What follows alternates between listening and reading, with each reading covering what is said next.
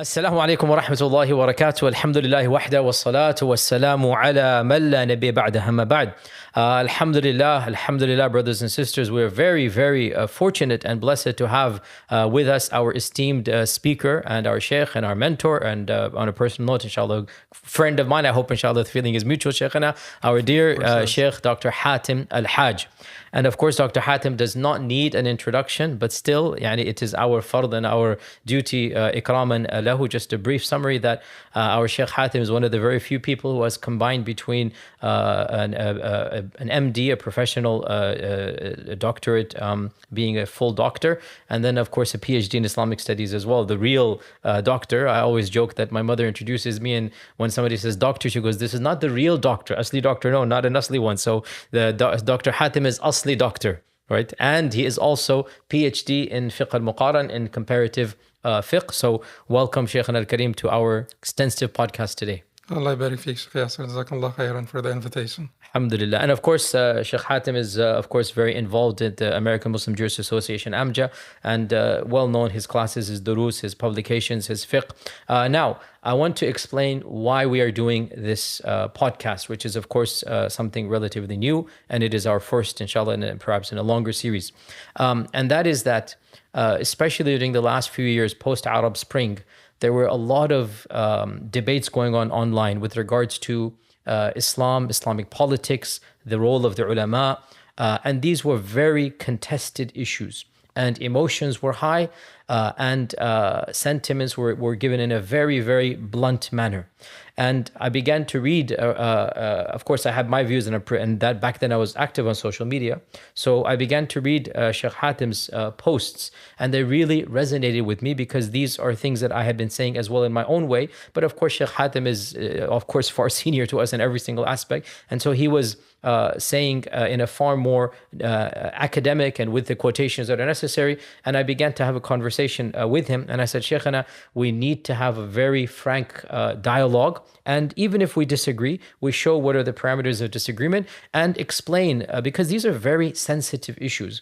And so because of those posts, and this is like we're talking about, 3 years ago, 5 years ago, 2 years ago, this is finally the result of that after a number of back and forths. Finally, alhamdulillah, he's here in Dallas with us. And so we're going to be spending a few hours, inshallah ta'ala, as long as we're able to discuss a series of sensitive topics with regards to Islam and politics, with regards to Khilafah, with regards to methodology of Khilafah, with regards to the importance of Khilafah. And a very important note, this interview, or this back and forth, because we're both going to be participating, it just so happened coincidentally, I gave a talk last month before Ramadan that is separate to what we're talking about with Sheikh Hatem, even though, of course, because I gave it, I'm going to bring up certain aspects of that. But the reason why we're having this podcast has nothing to do with my talk last month, because I have been speaking with him for many months, in fact, more than a year, to get this podcast done, inshallah.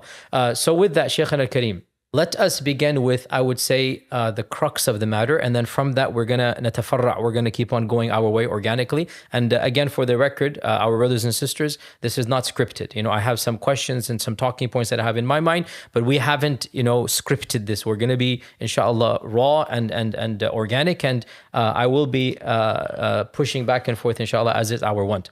So the first question, Shaykh al-Kareem, is what is your personal view, based on your understanding of the Quran, the Sunnah, the Seerah, of the obligation of establishing the Khilafah? Is it something that is fard? And if so, the level of fard?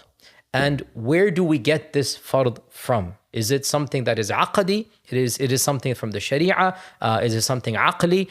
So what is the role of the Khilafah in our discourse as Muslims? So, Bismillah. Bismillah, alhamdulillah, salatu wassalamu ala rasulillah wa ala alihi wa sahbihi wa man wala, thumma amma ba'd. To proceed. Well, once again, jazakallah khair for the invitation, and it's a very appropriate question to start this discussion with. But before I address that particular question, I just want to say that I wish that the viewers would examine the arguments based on their own merits, and do not waste too much time trying to find like a small box for the speakers or trying to categorize the speakers. because personally speaking, it will be hard for them to find a small box for me. That does not mean that I don't have any rails. I do have my own religious theological orientations and so on, and I do have my own boundaries. But it would be a waste of time for the viewers to try to find a small box to put the speaker or that speaker in, and basically not examine the arguments on their own merits. Having said that, I must say that growing up, I had many ideas that I don't consider to be founded anymore or realistic anymore. And I don't say this to basically undermine those ideas or to belittle those ideas, because it is very possible that I was right then and wrong now. Very possible. I hope it is not the case, but it is very possible. I just want to say this to get across to the viewers that I do not hate any genuine, sincere Muslim for having unrealistic or unfounded ideas. I have grown as I aged less respectful of identitarian religiosity and sort of fake religiosity, but any genuine, sincere Muslim, I don't really dislike them just because they have unfounded or unrealistic ideas, because I believe that I myself, growing up, had some unfounded and unrealistic ideas, and I believe I was sincere. So that's where I'm coming from. I know that sincere people can have bad ideas. So I don't hate any. Exhibit A, Sheikh. I hope one phrases myself. So yes, we know. Yes. So that's important to start with. Having said that, I think that we should delineate what it is exactly that we're talking about. We're not talking about the Khilafah in the sense, because things get conflated by people who have ideological fixations and things of that nature. So we're not talking about loyalty to Muslims. Wala' lil Muslimin. We're not talking about the broader concept of unity.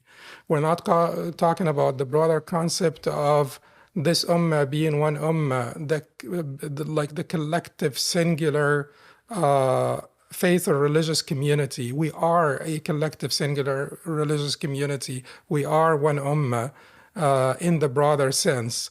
We have loyalty and allegiance to the believers. There is no question about this. We're not talking about order versus anarchy. We're not talking about the concept of imama as in having order versus anarchy. We're not talking about the Sharia and the implementation of the Sharia. We're talking about a particular point, which is the obligation of having a singular global political leadership for the entire Muslim community, or a centralized government for the entire Muslim community, as some people imagine that we can have a central government in Baghdad that would rule over all Muslim nations or Muslim communities from Casablanca to Jakarta.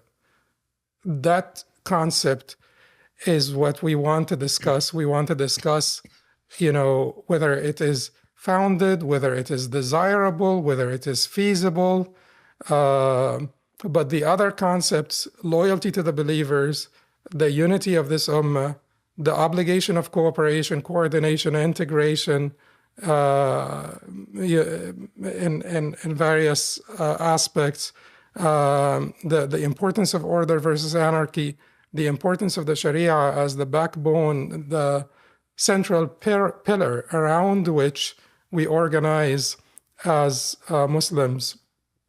All of these concepts are not basically up for debate. There's no controversy there, and it's inconceivable that there would be any controversy there.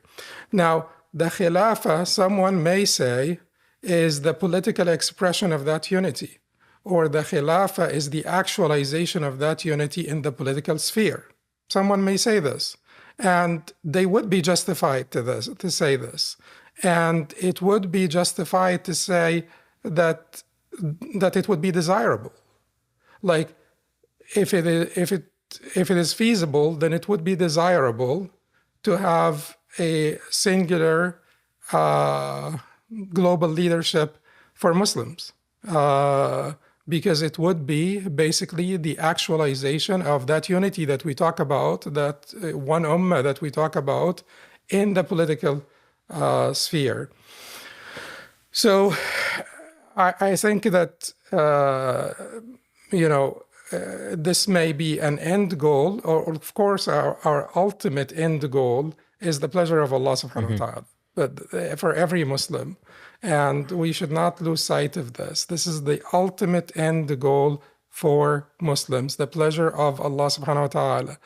The Khilafah, as Sheikh Abu al-Hasan Nadwi, rahimahullah, in his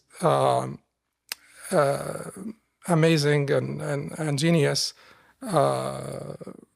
writings, particularly his book, Tafsir al-Siyasi al-Islam, or the political interpretation of Islam, pointed out, would be a fruit, a result of our ubudiyya lillah, of our basically commitment, our religious commitment, our commitment to the deen of Allah subhanahu wa ta'ala, our devotion to Allah.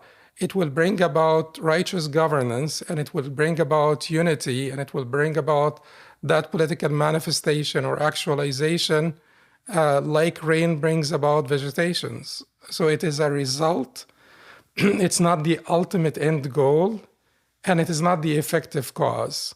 It is not a necessary or sufficient cause for renaissance, for Islamic life. It's neither necessary nor sufficient cause to have an Islamic life, but it is a product, a result of having an Islamic life. Jayyid. So, Sheikh, in this case, the technical term would be, it is fard or mustahab for you? Fard or mustahab? I'm asking. Okay. It would be, what is it exactly that is fard? Establishing an imam in different areas is, of course, a fard. The Prophet ﷺ said, "Man mata wa laysa fi unuqihi bay'a mata mitatan jahiliyya." Whoever dies without having pledged an allegiance to an imam, he will die in a state of jahiliyyah, which means that you should not basically be promoting anarchy or rebelling against the legitimate authority, or Muslims should not ignore the importance of order, and hierarchy, political hierarchy. Now, is it a must to have a singular global leadership for Muslims? I think that it is a fard to work towards unity and to actualize of that unity whatever it is that can be actualized given the socio-political realities of the different times. Let me be clear with you here. I would not have any faith crisis if we never had a khilafah until the Day of Judgment. It would not cause me any faith crisis. It would not cause me any discomfort about my faith. There is a particular hadith that people quote often. I grew up quoting this hadith. I grew up believing in this wholeheartedly. The known hadith, it's reported by Ahmad from Nu'man ibn Bashir, in which Hudhayfa conveyed from the Prophet ﷺ that he said, تكون فيكم النبوة ما شاء الله أن تكون ثم يرفعه الله إليه ثم تكون فيكم خلافة على منهج النبوة ما شاء الله أن تكون ثم يرفعه الله إليه. So the Prophet ﷺ said that you will have the prophethood among you for as long as Allah wills, and Allah will then raise it or remove it when He wills, and then there will be a khilafah on the prophetic method for as long as Allah wills, and then Allah will raise it when He wills, and then there will be kingship, a reign of oppressive kingship for as long as Allah wills, and Allah will raise it, and then there will be a reign of compulsive kingship, mulk al-adud or al-ad, and then al-mulk al-jabri. And then there will be Khilafah ala minhaj al-nubuwwah. Then there will be a Khilafah on the prophetic method. On the prophetic method. We were certain, and that is basically the problem of lack of knowledge. We were certain that this meant that we are waiting for a Khilafah on the prophetic method. Growing up, I was like, when I was 17, I had given my first Jum'ah when I was 17, and it was about Al-Hakimiyya. No way, that was your first Jum'ah. Yes, that was, like overconfidence that I have regretted afterwards. But anyway, so I was certain that we were expecting this. And it would have caused me faith crisis then to have been told that no, this may never materialize. A singular global leadership, political leadership for all Muslims may never materialize. Because this hadith meant to me, and other end times hadith or traditions meant to me that this is what we're waiting for. And we were also certain that Al-Mahdi would not be the first Khalifa. Sometimes we thought that it may be. Sometimes we thought, then we came to learn that no, it's likely not going. He's not going to be the first Khalifa. And our understanding of the end of times traditions also was pretty strict and to a great deal literalist. And I am a scripturalist, so some people that would be unkind to me would say literalist, but I believe I'm a scripturalist. So I don't belittle the importance of those reports, but I have like a little bit more flexible understanding of them. That is not saying metaphorical, but I am someone who subscribes to contextual language theory. And I have a little bit more flexible understanding of those reports. Now, this particular hadith, this is how I would look at this particular hadith that would be basically presented to Muslim youth to tell them that you must believe in this as you believe in, Allah being stawa ala al-arsh, for instance. Above his throne, or you must believe in this as you believe in the day of judgment being true, and in the angels and all of that stuff. I don't believe so anymore for several reasons. One of them, to begin with, being a scripturalist, I believe in what Imam Shatibi rahimahullah said, that رتبة السنة التأخر عن الكتاب في الاعتبار, which means that the rank of the Sunnah is subsequent to the Quran, is not equal to the Quran, it's subsequent to the Quran in consideration. لأن السنة مظنونة قطع مع القرآن. Sunnah is speculative, mostly speculative, and certainty is with the Quran, not the Sunnah. And this is قول الجمهور. It's nothing. It's not just Shatibi. This is the default of the usul. Yes, this is. But certainty is not with the Sunnah. Shatibi himself says that certainty applies to the Sunnah, to the collective body of the Sunnah, not individual ahadith. Not individual ahadith. So you may say that you belong to a Hanbali tradition, and I do. It does not mean at all that we don't have basically the concept of textual critique, or the concept of critiquing the matn of the ahadith, not only the isnad. So we recognize that the isnad needs to be critiqued, but the matn also needs to be critiqued. There is a particular book by Imam Ibn al-Qayyim rahimahullah called Al-Manar al-Munif fi al-Sahih wal-Da'if, which would translate to the lofty lighthouse concerning the authentic and the weak, in which he says that there is a report from the Prophet ﷺ, in which the Prophet ﷺ was reported to have said, إِذَا عَطِسَ الرَّجُلُ وهو في حديثه فهو دليل صدقه أو كما قال صلى الله عليه وسلم. Yeah. So when a man sneezes while in conversation, it's a sign on his truthfulness. So Imam al-Qayyim rahimahullah says, despite the fact that some have authenticated the chain of narration, the observable reality contradicts the hadith. The observable reality contradicts the hadith. Al-hiss يكذبه.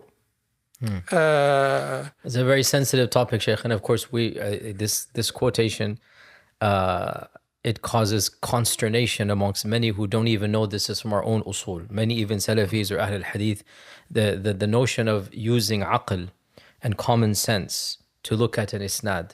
And Ibn al-Qayyim mentions this for multiple examples, and this is not the only one, that yes. when something is observably, patently false, right? Then if you find some solitary chain that even if some people might think that the chain is authentic, observed reality is going to be more important than a dhanni chain, right? And this is something that, again, I also brought up in a number of my lectures with regards to especially eschatology, because this is another issue I wanted to mention, and that is, it's understandable that, especially at a young age, we all went through that, eschatology and science of the Day of Judgment, they occupy or preoccupy a type of obsession that actually perhaps even is not as useful as other sciences and disciplines. And we've all been through that phase here. So this hadith you mentioned then, Sheikh, are you saying that it is A, not authentic, or B, misunderstood, or C, both? No, I am saying that if it is authentic, and many scholars authenticated it, and that's fine. It could be authentic, but it's still a singular report, which means that it does not confer certainty. If it is authentic, and I am someone who says that you should not be going around critiquing the matn of the hadith if you're not qualified. Of course, this would be chaos. And individual Muslims should not be going around critiquing this hadith, critiquing that hadith, because they're unable to comprehend it. Because now you will make your aqli, your hawa, your passions, your desires, your biases, the ultimate judge. And that is not what Islam is about. But qualified scholars have critiqued the matn as they critiqued the isnad, or the chain of narration of the hadith. And singular reports do not confer certainty. So it would not cause me a faith crisis if it did not materialize. But once again, I would go back and say, what is the meaning of this hadith? The idea of eschatology, end times, a hadith, you have to have a flexible understanding. You should get the moral lesson from the hadith, but how they materialize, unfold in the future, you should not have a rigid understanding of this. We paid a very hefty price during the Mongol conquest, for instance. People thought that these are Ya'juj and Ma'juj, and people were defeated before they even confronted them. Because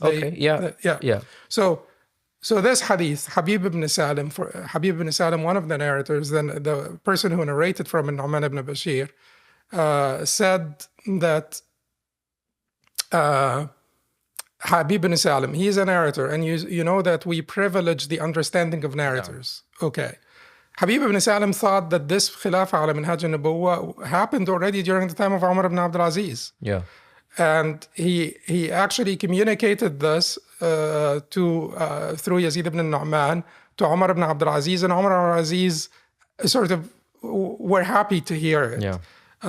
Did not contest this interpretation, were happy to hear it. It gave him bushra to hear this. So Umar ibn Abdul Aziz also agreed with this understanding of Habib ibn Salim, that it actually did materialize, already happened. So now you're waiting for it, and the narrator of the hadith thinks that it already happened. Exactly. So that once again, that basically underscores the importance of a flexible understanding of these traditions. And by the way, this is as you know, Sheikh, this is a common theme in eschatological reports, that every generation pretty much thinks that what is happening in their time is exactly what is predicted in the traditions. This is a routine cycle every single time we see it. And the same thing is happening now as well, where our, shabab, they read these ahadith and once again, they're like, okay, well, it's as if they're trying to write the script or trying to understand it directly in our times. And this is something that our ulama have warned against.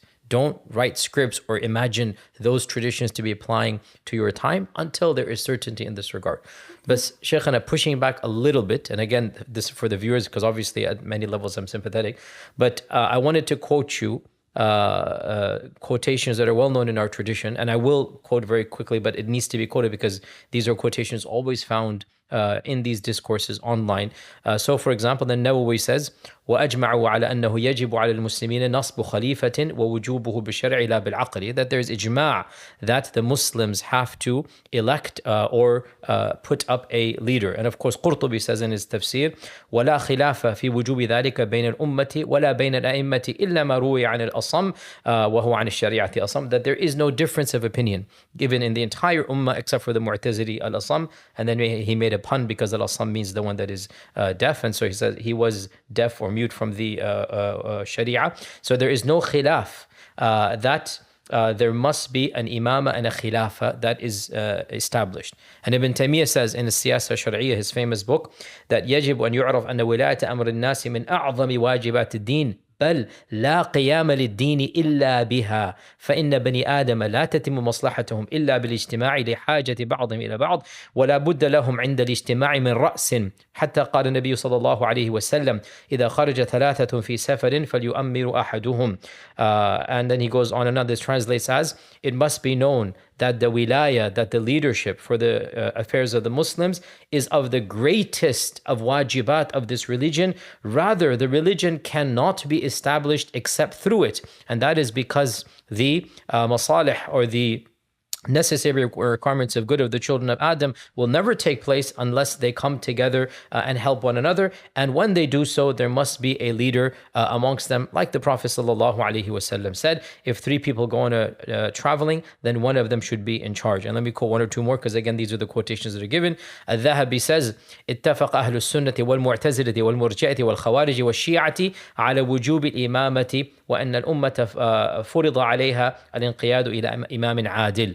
That Ahl Sunnah and the Mu'tazila and the Murji and the Khawarij and the Shia, all of them have agreed that it is wajib to have an imam, and that it is obligatory upon the ummah to then submit to a just imam. And then of course you have al-Mawardi, and I'll finish here, and I have other quotes. I have a whole bunch of quotations because again, this is the whole point. Anytime you start about this, you're immediately bombarded with these quotations. So let us discuss them. Al-Mawardi, of course, is one of the few people who has written a treatise on Islamic political science. We wish more had been written, but as you're aware, this is a topic that is not elaborated on, and we can maybe discuss this later on in this podcast. Al-Mawardi says in Ahkam al-Sultaniyya, الإمامة موضوعة لخلافة النبوة في حراسة الدين وسياسة الدنيا وعقدها لمن يقوم بها في الأمة واجب بالإجماع. That the imama is a basic continuation, I'm translating by meaning, of the khilafah that the Prophet ﷺ established, and it is a protection of the deen, and it is the politics of this world. It is how we run this world. And to establish it, for those who are going to be sufficient for it, it is wajib for this ummah by ijma' of the scholars. Now I can go on and on. As you're aware, there's so many quotations. So one could say your sentiment at the beginning 5 minutes ago seems to clash with all of these quotations. What would you respond to this? It doesn't. It may appear so, but it does not. I said in the beginning that we have to separate between imamat or imama as in order versus anarchy versus having one imam for the entire ummah. These are two different discussions. So Imam al-Juwayni rahimahullah in his book al-Irshad points out that difference, that one is min al-qawata and one is not min al-qawata. One is a certainty, which is the importance of installing an imam or appointing an imam, basically to defend the weak, to protect the borders, to establish law and order. There is no question about this whatsoever. This is min al-qawata. Now, plurality of imams, multiplicity of imams versus singularity, that is a different discussion. Realistically speaking, we have one imam for a very short period of time, and thereafter we have not been all under one imam for the vast majority of our history.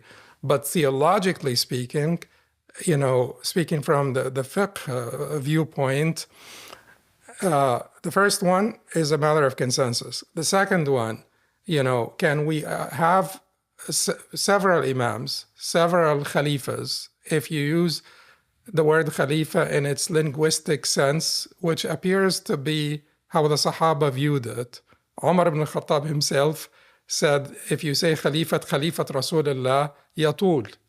And then al-Mughira said to him, نحن المؤمنون وأنت أميرنا فأنت أمير المؤمنين. He said, okay, that works. So Umar al-Khattab said, if you say the successor of the messenger of Allah, Abu Bakr was the successor of the messenger. If you say the successor of the messenger of Allah, this will be long.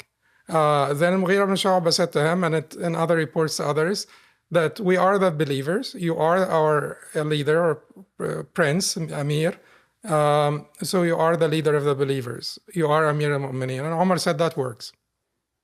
Okay, so they understood the word Khalifa, and Khalifa did actually appear in different traditions, prophetic traditions, that we can talk about later. But they seem to have had like a more flexible understanding of the word Khalifa as someone who succeeds another. Ukhlufni fi qawmi. Replace me, take my place among my people. Musa said to Harun, "Ukhlufni fi qawmi wa aslih, wa la tattaba' sabil al-mufsidin." So take my place in my people. Someone who's left behind to take care of someone's affairs. Someone who succeeds another to take care of the affairs of that person or their family or their ummah, etc. So plurality of imams is a little bit controversial. And as I said, Imam al-Juwayni said it's not min al-qawata. Al-Imam Abu al-Abbas ibn Taymiyyah rahimahullah critiqued the ijma' that Imam ibn Hazm rahimahullah reported about the singularity of or the wujub of having a singular or the obligation of having one imam for the entire ummah. And Imam ibn Taymiyyah did not contest that it is wajib, because he himself, recognizing that sometimes it is unfeasible, but he says that the sunnah is to have a single imam. But if it happens that because of ma'asiyah or a sin from part of the ummah, an incapacity of the other part, that we have more than one imam, and this already happened from the time of Abdurrahman al-Dakhil, when he basically broke off with Andalusia. We have not been under a single imam from that time. So it already happened. It's not like we are the ones who are making this ma'asiyah. It had already happened. There were like more than before this. During the time of Ali radiallahu anhu and Muawiyah, Al-Karramiyya said they were both imams at the same time. Abdullah ibn Zubayr, he had Abdullah ibn Zubayr had the majority of the Muslim lands under him during the Umayyad dynasty. He had Al-Iraq, he had Al-Hijaz, Al-Haramain, he had Egypt also for some time. And so the Umayyads had, the greater Syria or Sham or the Levant, and then the parts to the north of this, but they have very little compared to Abdullah ibn Zubayr. So it's not like a new thing. This ma'asiyah, as Imam Taymiyyah says, it's a ma'asiyah, had already happened. He then says, if that is the case, then each one of those imams, recognizing the legitimacy of this arrangement, each one of those imams should fulfill the rights of people, establish the hudud, establish the law, and fulfill people's rights and protect people and so on and so forth. So he's basically, this is a shift of focus, and this is an important shift of focus, and this is the only way we can survive. From the Khilafah to the Sharia, where the Sharia becomes the central pillar around which we organize the formative thesis for Islamic life, the central pillar around which Muslims organize, not the Khilafah. The Sharia is bigger than the Khilafah. The Khilafah is one manifestation of the unity, one goal that we must be working for as an end goal that will motivate, energize us, that will cause progress. You see how Erdogan said that, we want to join the EU, we want to join the EU just to bring about progress within Turkey towards like this ideal, even though, or towards this objective, even though he may have never believed in it, But this is not the same thing. Not the same thing. Khilafah is not like joining the EU. I'm not saying this; it's the same thing, but you have an end goal that will motivate and energize people, and that will bring about progress towards unity. It is important. Economic integration between Muslims, mutual sort of cooperation on various issues, and the defense also, defense treaties, mutual defense, all of that. The Khilafah will basically be the catalyst of all of those manifestations of unity, cooperation, and coordination between Muslims. Now, having more than one imam has been the position of some scholars. We have three different positions here. We have those scholars who said, without any reason, you can have more than one imam. Al-Karramiyya said this. And certainly you may blame me, but these are still Muslim. Of course they are. Yeah. Karramiyya are Sunnis, they're not just Muslims. Aqidah-wise, they're within Sunnism by and large. Yeah. Generic Sunnism. Yes. So Al-Karramiyya said this. They had their own excesses, but yes, they are within the Sunni fold, but they had their own excesses. So Zaydiyya said this. Some of the Zaydiyya said this. Some of the Mu'tazila said this. Without any reason, you can have more than one imam. Some people said that you can have more than one imam if it is logistically difficult to have one. Those are the people who said that you can have more than one imam إذا اتسعت الخطة, means the lands of Islam became too vast for one imam to control, too far away from each other, too vast for one imam to control. إذا اتسعت الخطة, you can have more than one imam. And those are not a few people or basically negligible. Imam al-Juwayni reports this from Imam Abil Hasan al-Ash'ari and al-Isfrayini. This was also the position of al-Qurtubi and al-Baghdadi. This was also the position of many of the Mu'tazila. This was also the position of, I would argue that this is what Imam Ibn Taymiyyah is indicating when he says that if at some point for a ma'asiyah or a sin committed by people we split up or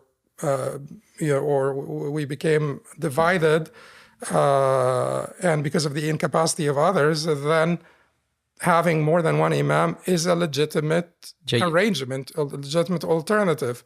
So you have those three different positions. Now, am I denying that the vast majority of Muslim scholars said that having more than one imam is not acceptable, that the obligation is to have a singular political entity for all Muslims? I am not denying this.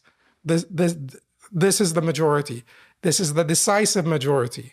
Decisive majority of our Muslim scholars said, regardless of the vastness of the Muslim lands, regardless of logistical difficulties, it is obligatory to install one imam for all Muslims. Now, is this a matter of certainty? No, it's not a matter of certainty. That is what I want to go back to. This is the majority position.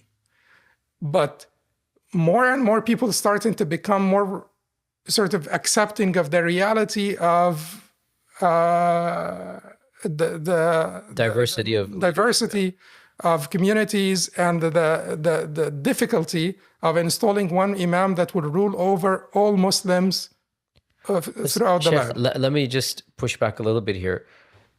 How do I say this gently so that Imam Shawkani did Imam Shawkani not say that people who argue about this, the multiplicity of imams, the legitimacy of this alternative of multiple imams should not be argued with or should not be presented with evidence because they don't comprehend it. Yeah, Imam Shawkani in Sayl al-Jarrar has a very pragmatic and actually very open-minded reality that this is you're going to have different imams in different places and everybody should be following the imam of their place here. But Sheikh, my point here, and I'm trying to be gentle because I have to be conscious of how words are easily misconstrued online.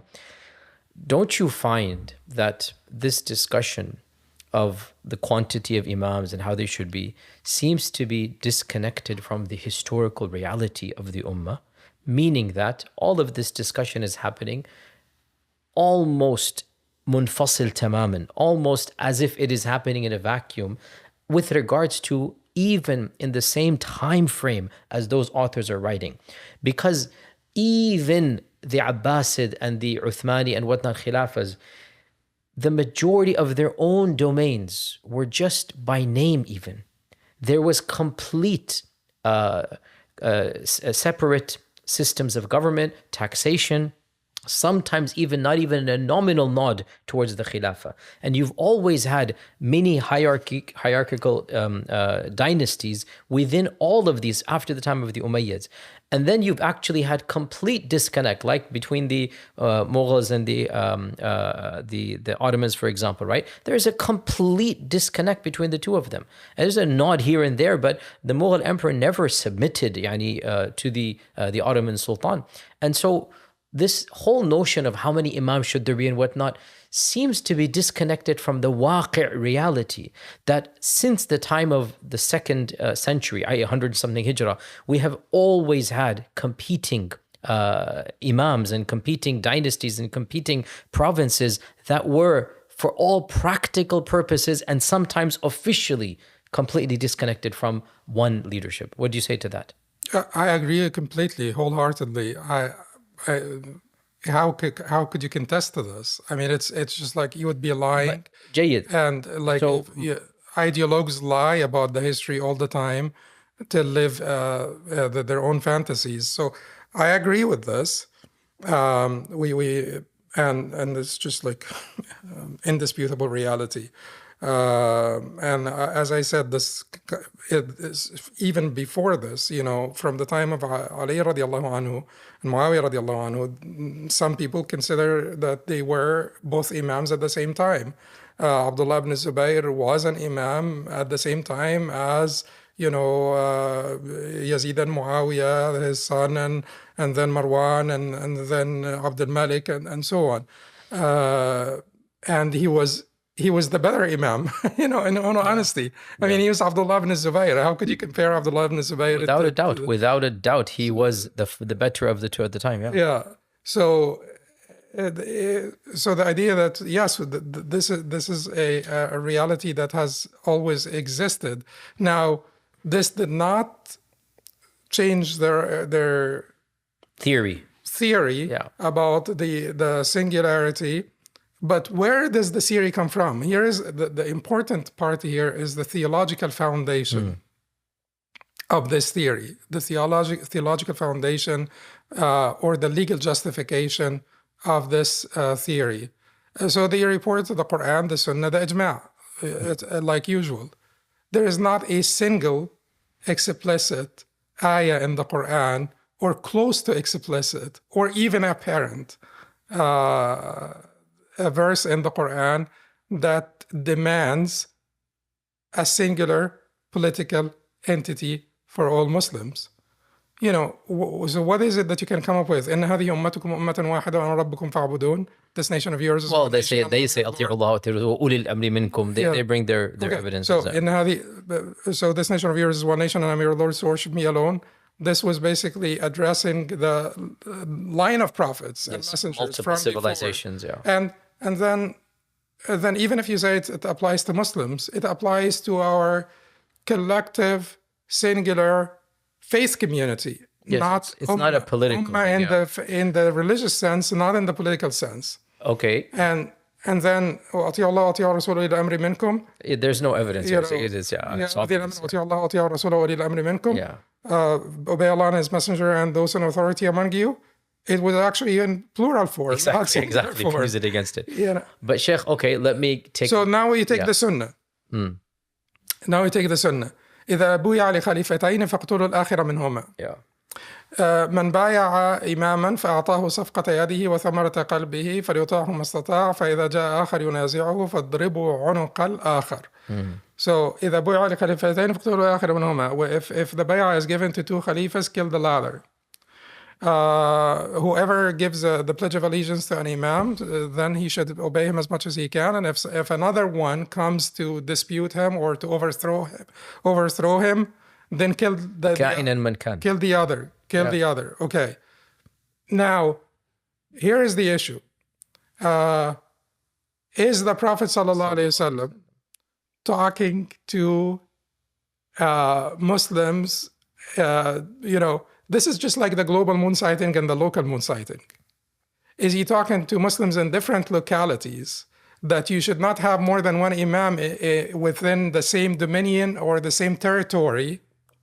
That's a possible interpretation. That is accept the authenticity of those reports, and we accept them.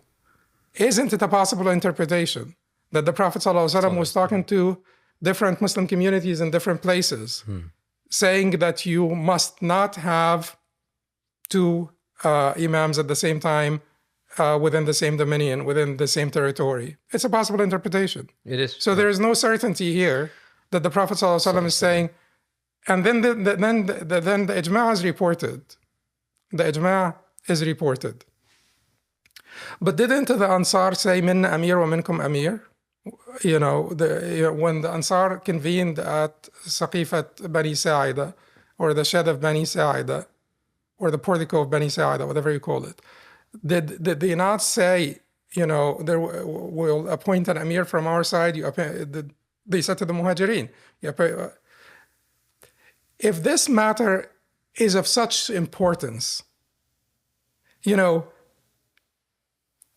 I just want people to reflect on this. By the way, the arguments that Abu Bakr radiallahu anh gave back were aqli and mantiqi and not shari'i. He didn't quote a hadith.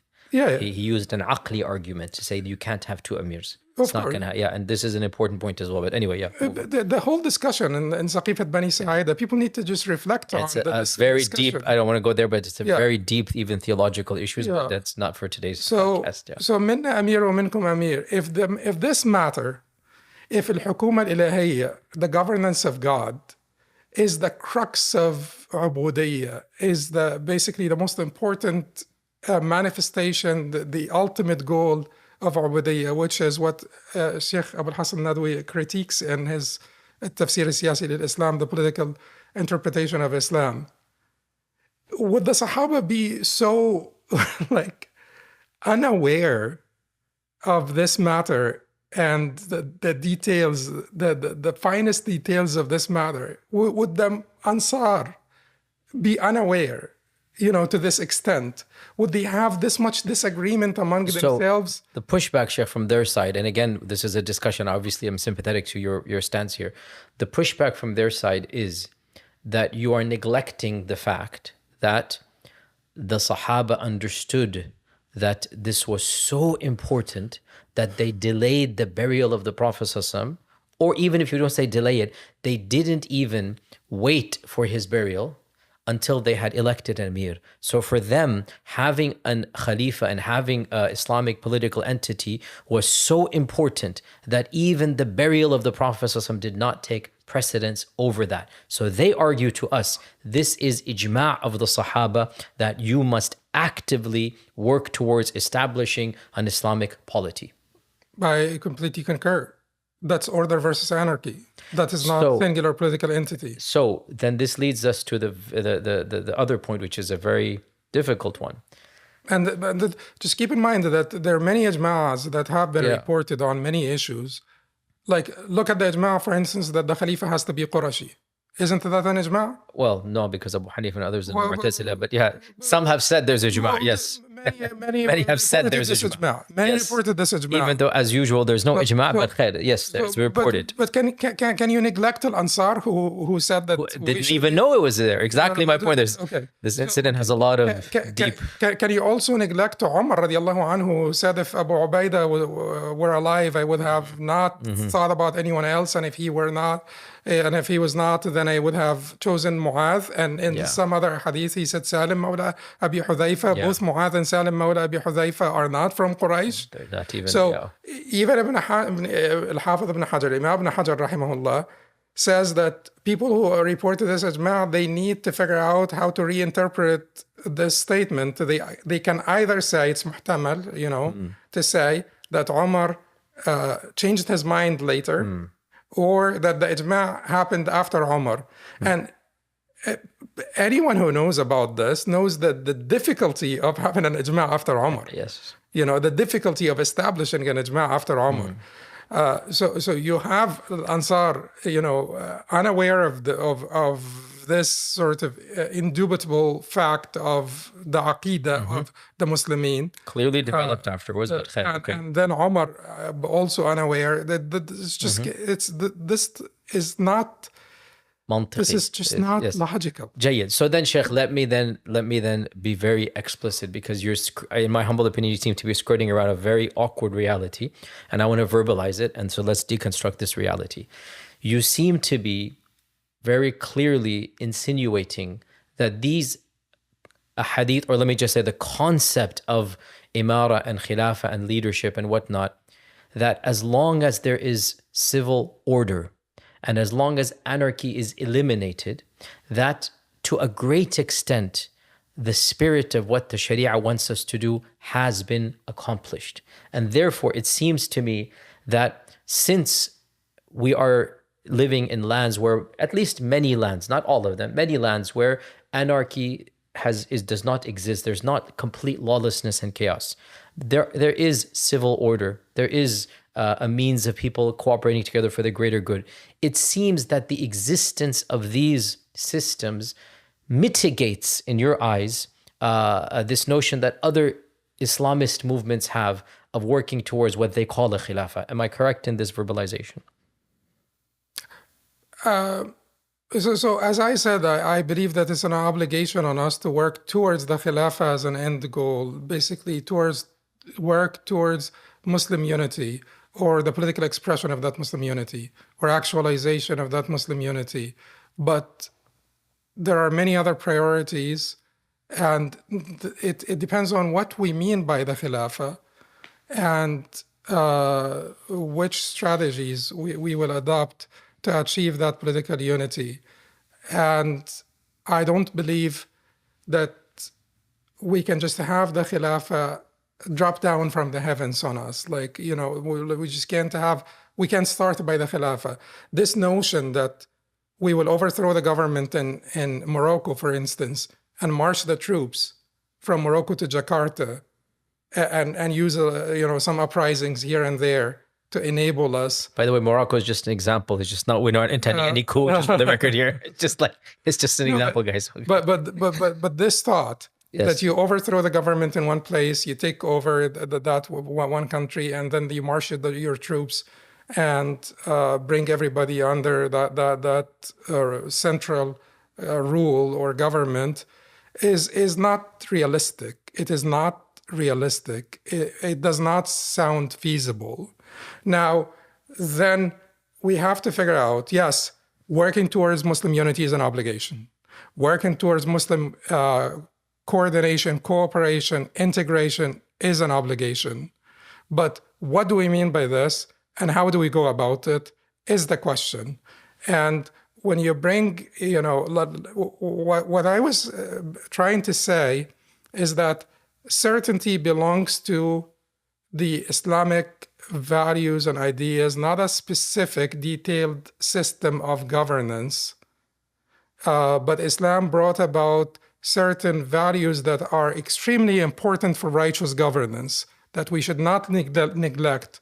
I have always said this to myself about what we have done to Islam, what we have done to the Quran. I've been saying to myself, أسكتناه حين نطق وأنطقناه حين سكت, or أسكتناه حيث نطق وأنطقناه حيث سكت. We basically ignored it, silenced it when it spoke, and we made it to speak when it stayed silent. Which means what? There are certain concepts that are very important Islamically for righteous governance. Shura is one of them. And this is not because of liberalism, and this is not because of modernity. This is a surah in the Quran that was named after Shura. 2 verses that spoke explicitly of Shura. وَشَوَرْهُمْ فِي الْأَمْرِ وَأَمْرُهُمْ شُورَى بَيْنَهُم. Their affairs are conducted on the basis of mutual consultation, and consult them. And a surah that was named after Shura. Adl, justice, is an extremely Islamic value. Equality between equals is an important Islamic value.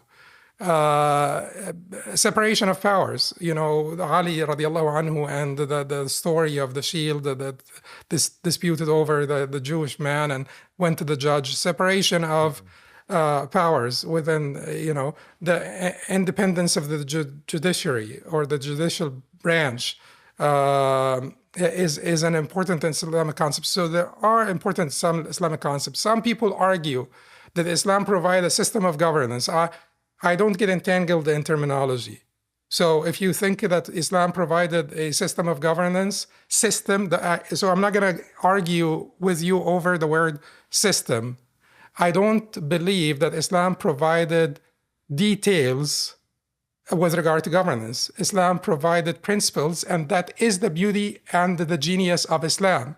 Because certain things need to be delineated in great detail, such as the salah, because they never change. And other things are left. Other changes have Generic to advice. be adjusted to adapted to circumstantial realities that are variable, that are changing all the time. So think about the Sharia as having constant objectives and overarching maxims, and then flexible legal framework. The Sharia itself, as Imam Shatibi says, خطاب الله عز وجل, Allah's address to us, is not moving. It is the reality that is moving. So different circumstances will bring about different rulings, not because the Sharia is moving, it is because the reality is moving. The Sharia is fixed, but the Sharia is based on principles and manatat, effective causes. The legal justifications or effective causes, whatever ratio legis, whatever you call it. So those manatat are fixed, those maxims are fixed, the reality is moving. So when the reality changes, this particular custom or this particular matter would fit under a different principle of Sharia. The principles are fixed. So the reality itself is moving like this, under the fixed principles of the Sharia. So the flexible legal framework with the Sharia will accommodate the differences in the different times and different places, as the verifying erudite scholars have over and over stated and emphasized and reiterated. So in this particular area, the area of politics, the sphere of politics, things change all the time. The geopolitical realities, the socio-political realities change all the time. Therefore, having a fixed, detailed system would not be feasible appropriate. even, yeah. Would And not that's why, be yes, appropriate. and even So, historically, we have seen different iterations of systems. of course, Yes. like whoever said that al-ahd is part of is recommended by Allah subhanahu wa ta'ala, al-ahd, which is basically passing the covenant on. So you spoke about Imam al-Mawardi and having a book on siyasa sharia called al-Ahkam al-Sultaniyya. It's a great book, but how much of it is direct revelation from God, and how much of it is the Pure conclusions that he had reached and based on his interpretive effort and the realities that he was surrounded by. At the same time, Imam Abu Ya'la, our Hanbali Imam, had written a book called the Ahkam Sultaniyya also. which has a lot Has of a lot of overlap, but let's similarities. not go there today. A lot of similarities. A bit too many, but yeah. But that's fine. But at any rate, is it a product? Is it basically the explicit revelation? No, absolutely not. Like, read it impartially. See how many ayat and hadith are being quoted there. See how explicit the implication of the ayat and hadith that are being quoted there. So when Imam Abu Ya'la says that there are 3 different ways of having legitimate leadership or installing an imam, one of them is mutual consultation, or the aqd, the idea of the aqd, the contract. This should be the only one. This is the only one that is based on Islamic values. Al-aqd, a contract. We, the people, the Muslims, are الطرف الأصيل في هذا العقد. We are basically the sort of one party in this aqd. We may have like an agent to represent us. Those are Ahl al-Hal wal-Aqd, those who bind and unbind, but their role is wakil. They are our agent in choosing an imam, but we are basically the people entitled to this right. We, the Muslims, are the people entitled to this right. And if there is a group of people called Ahl al-Hal wal-Aqd, they are our wakil, our agent, in signing this contract. In signing this contract with the imam. It's a contract. And all basically the conditions of contracts would apply to it.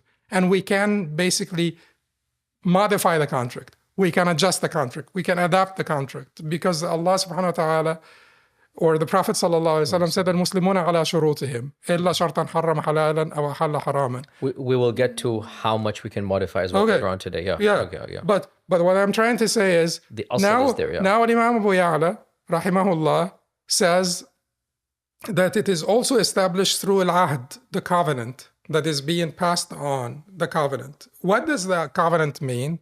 Wilayat al-ahd, the concept of wilayat al-ahd, the crown prince, the crown prince. This concept, where does it come from? Abu Bakr radiallahu anhu endorsed Umar. Imam Ibn Taymiyyah rahimahullah clearly says that this endorsement is not appointment by Abu Bakr. He did not appoint Umar. He endorsed Umar. Had Umar not been chosen by the majority of the companions, this endorsement would not have meant anything. Yeah. Likewise, when Umar gave the bay'ah to Abu Bakr, had Abu Bakr not been given bay'ah to by the majority of the companions, Umar's bay'ah would not have meant anything, in Saqifat Bani Sa'id. So now this wilayat al-ahd, or this endorsement, had a different interpretation according to later scholars in later times. What is it? It became binding. Yeah. So it is not endorsement, it is passing the covenant on to your son or to your brother or to whomever. And we know this as well. When Muawiyah radiallahu anh instituted it for his son, there was a serious backlash amongst the senior Sahaba and the sons of the Sahaba and Aisha and others, multiple. So it's not that simplistic in this regard. No, absolutely not. But this became the norm. Historical norm. Historically, this became the norm. Where is this I would say that I appreciate the pragmatism of the fuqaha, because they wanted to keep peace and order. Civil order, Yeah. I appreciate the pragmatism of the fuqaha. I do not appreciate the rigidity of the people who read those books and consider this to be Islam. So the pragmatism of the fuqaha, the flexibility of the fuqaha, rigid people now read those books and they consider this to be sort of, this is what Islam says. No, this is basically the fuqaha being flexible For their time frame, being yeah. pragmatic for their times. And that was the norm in their times. Sheikh, I mean, the other thing that, again, historically, theory is one thing. The reality is that there have been multiple occasions in our history where people have overthrown, people have taken power. I mean, the classic example is Umayyad and Abbasid civil war that took place between the Muslim Ummah, and the Umayyads were massacred and the Abbasids came to power. And then the same thing happened at smaller scales within the Abbasid dynasties multiple times. So obviously we get to the issue of al-mutaghallib here. And what do you have to say about the theory versus the reality of this? Well, Imam Abu Ya'la himself said that Imam Ahmad indicated that al-mutaghallib would have legitimacy. So when he talked about the three different ways of installing an imam, one of them, as we said, was the contract, al-aqd. The other one is al-ahd, passing the covenant on to the next one. And the third is al-mutaghallib. And Imam Abu Ya'la said that Imam Ahmad indicated, and that became basically the norm in our fiqh tradition. It's not a peculiar position of Imam Ahmad, became the norm in our fiqh tradition that whoever seizes power by force will become an imam, a legitimate imam, and his bay'ah will be binding, and everybody has to accept it. And that became basically the norm for a very big portion of our history. And that resulted in someone being a Kharijite today and being an imam tomorrow. So they are cursed Kharijites today and they're imams tomorrow. And the only difference is they won. That's the only difference. Had they been defeated, they would have been condemned to this Kharijite status for the rest of their lives. But just because they won, they became the legitimate imam that we have to pray for and that we have to basically give him the clasp of our hands and the fruit of our hearts. So this was the reality, and that is why, and this is an extremely important, point that we have to emphasize here, because I have been open enough to talking to people who are not like me. People that may be described as secular Muslims, for instance. I have been willing to talk to them, to hear their concerns and their trepidations and their reluctance about the concept of Khilafah, their fear from this concept, their basically paranoia about this concept, because they have traumatized memories, particularly the people who were under the Khilafah, the people who are a little bit more on the intellectual side, and they do read the history and they are a little bit more familiar. So whatever it is, and I have considered myself always to be one of the people who want for Islam to have its rightful place in the public space or the public sphere. Whatever we present to them, it brings about, like bad memories, nightmares for them, because many of our khulafa were bloodthirsty lunatics, many of them. And that I have never shied away from saying this, and I will never stop, that many of them were bloodthirsty lunatics. And they used the Ummah as a fodder for basically their pursuit of power and their pursuit of consolidation of power and their pursuit of tyrannical power and their pursuit of basically acting as the Khalifa of Allah, as basically divine agents on earth, or this is how they thought of themselves. This leads us to the very awkward reality. I've said this so many times in my lectures, that our history is human, our religion is divine. And one of the biggest, in my humble opinion, impediments to this discourse, and again, we're having a very frank conversation. So you said something that many of our khulafa were bloodthirsty lunatics. I want to emphasize here that unfortunately what we have is almost a high school level understanding of Islamic history amongst people that are actually not at high school level. And they have a very romanticized notion of the past. And they're fed either half myths or complete tropes that have no legitimacy to them. And they form an image of the past that is closer to a fantasy than it is to reality.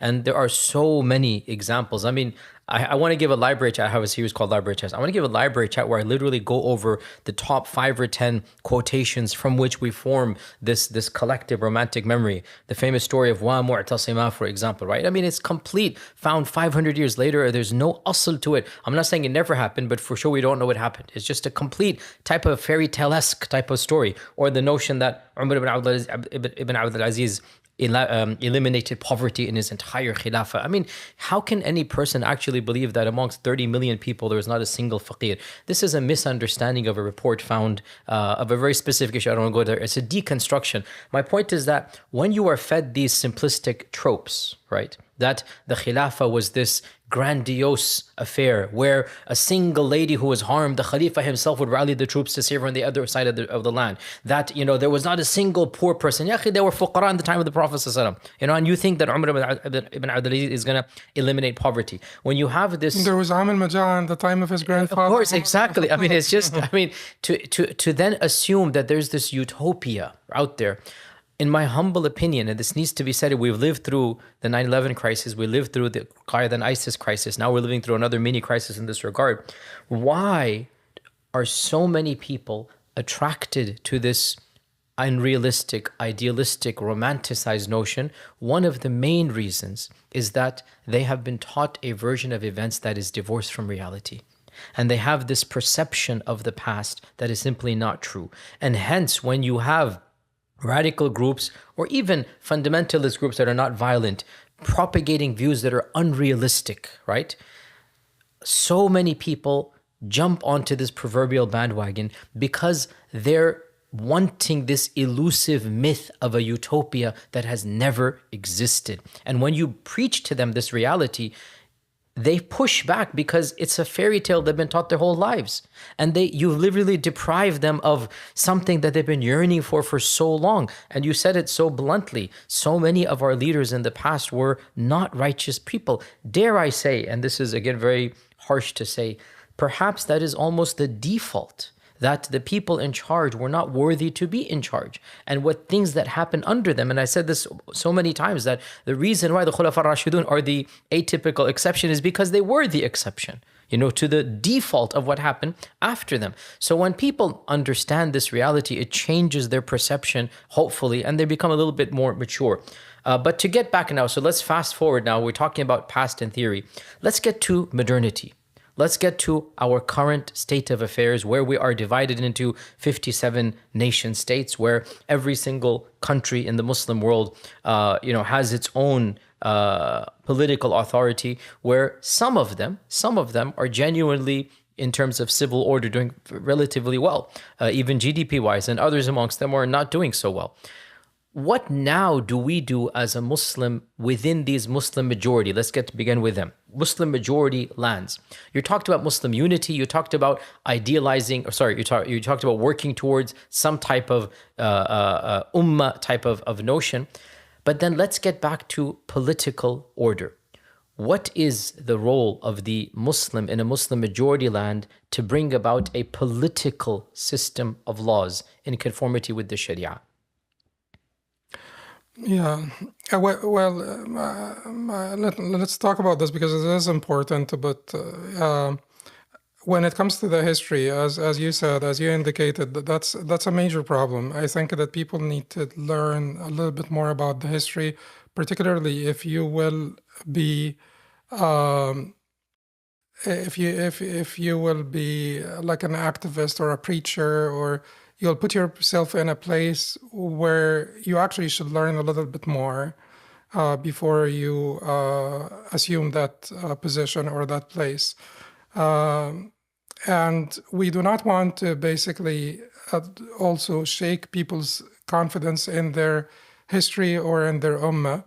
We want to be fair. We want to be just, but we don't want to basically sweep anything under the rug and pretend something that, or present to people something that is completely unreal, completely divorced from reality, or completely unfactual.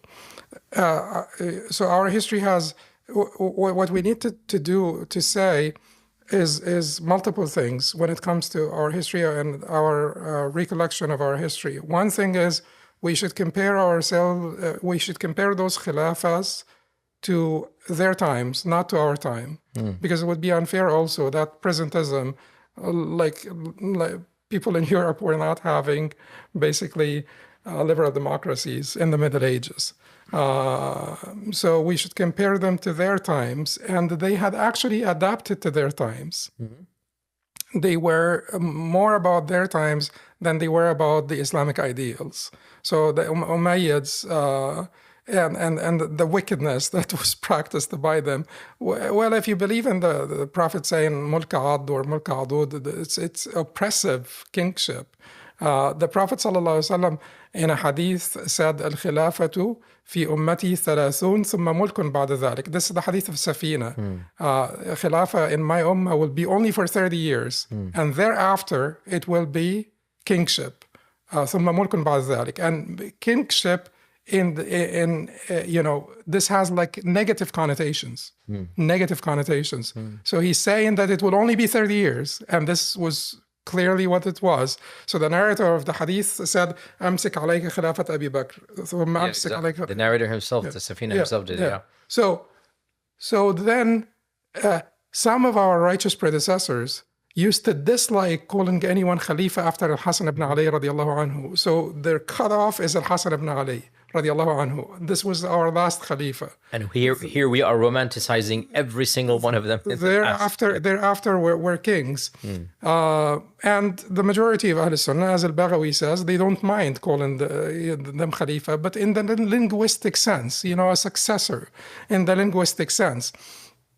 So we have to compare them to their times because they belong to their times more than their style of governance belonged to the Islamic ideals. The second thing that we have to also recognize is that their violence, their wickedness is not intrinsic to the concept of Khilafah. So we have to also clear the concept of Khilafah as in, simply political expression of Muslim unity or the actualization of Muslim unity in the political sphere. Their violence and their wickedness is really not intrinsic to this concept. This concept can be worked towards without basically bringing back those authoritarian regimes. And we have to make this clear to the rest of the Muslims outside of our echo chambers, because oftentimes we talk as if we were talking to this group or that group, but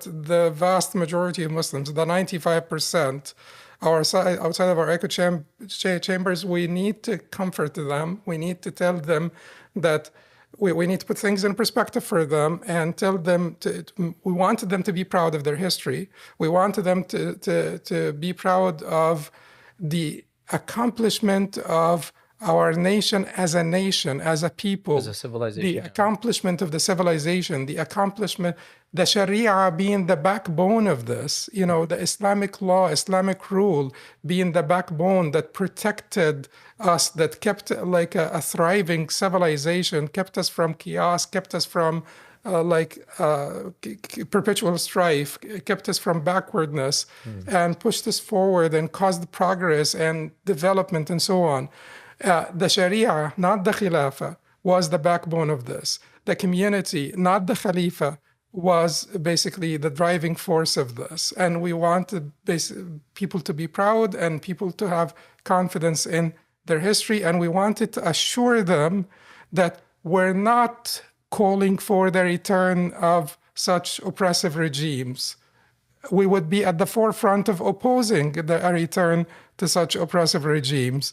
And when we talk about the Khilafah, when we talk about political realization of Muslim unity or things of that nature, we're talking about a completely different concept. We're talking about a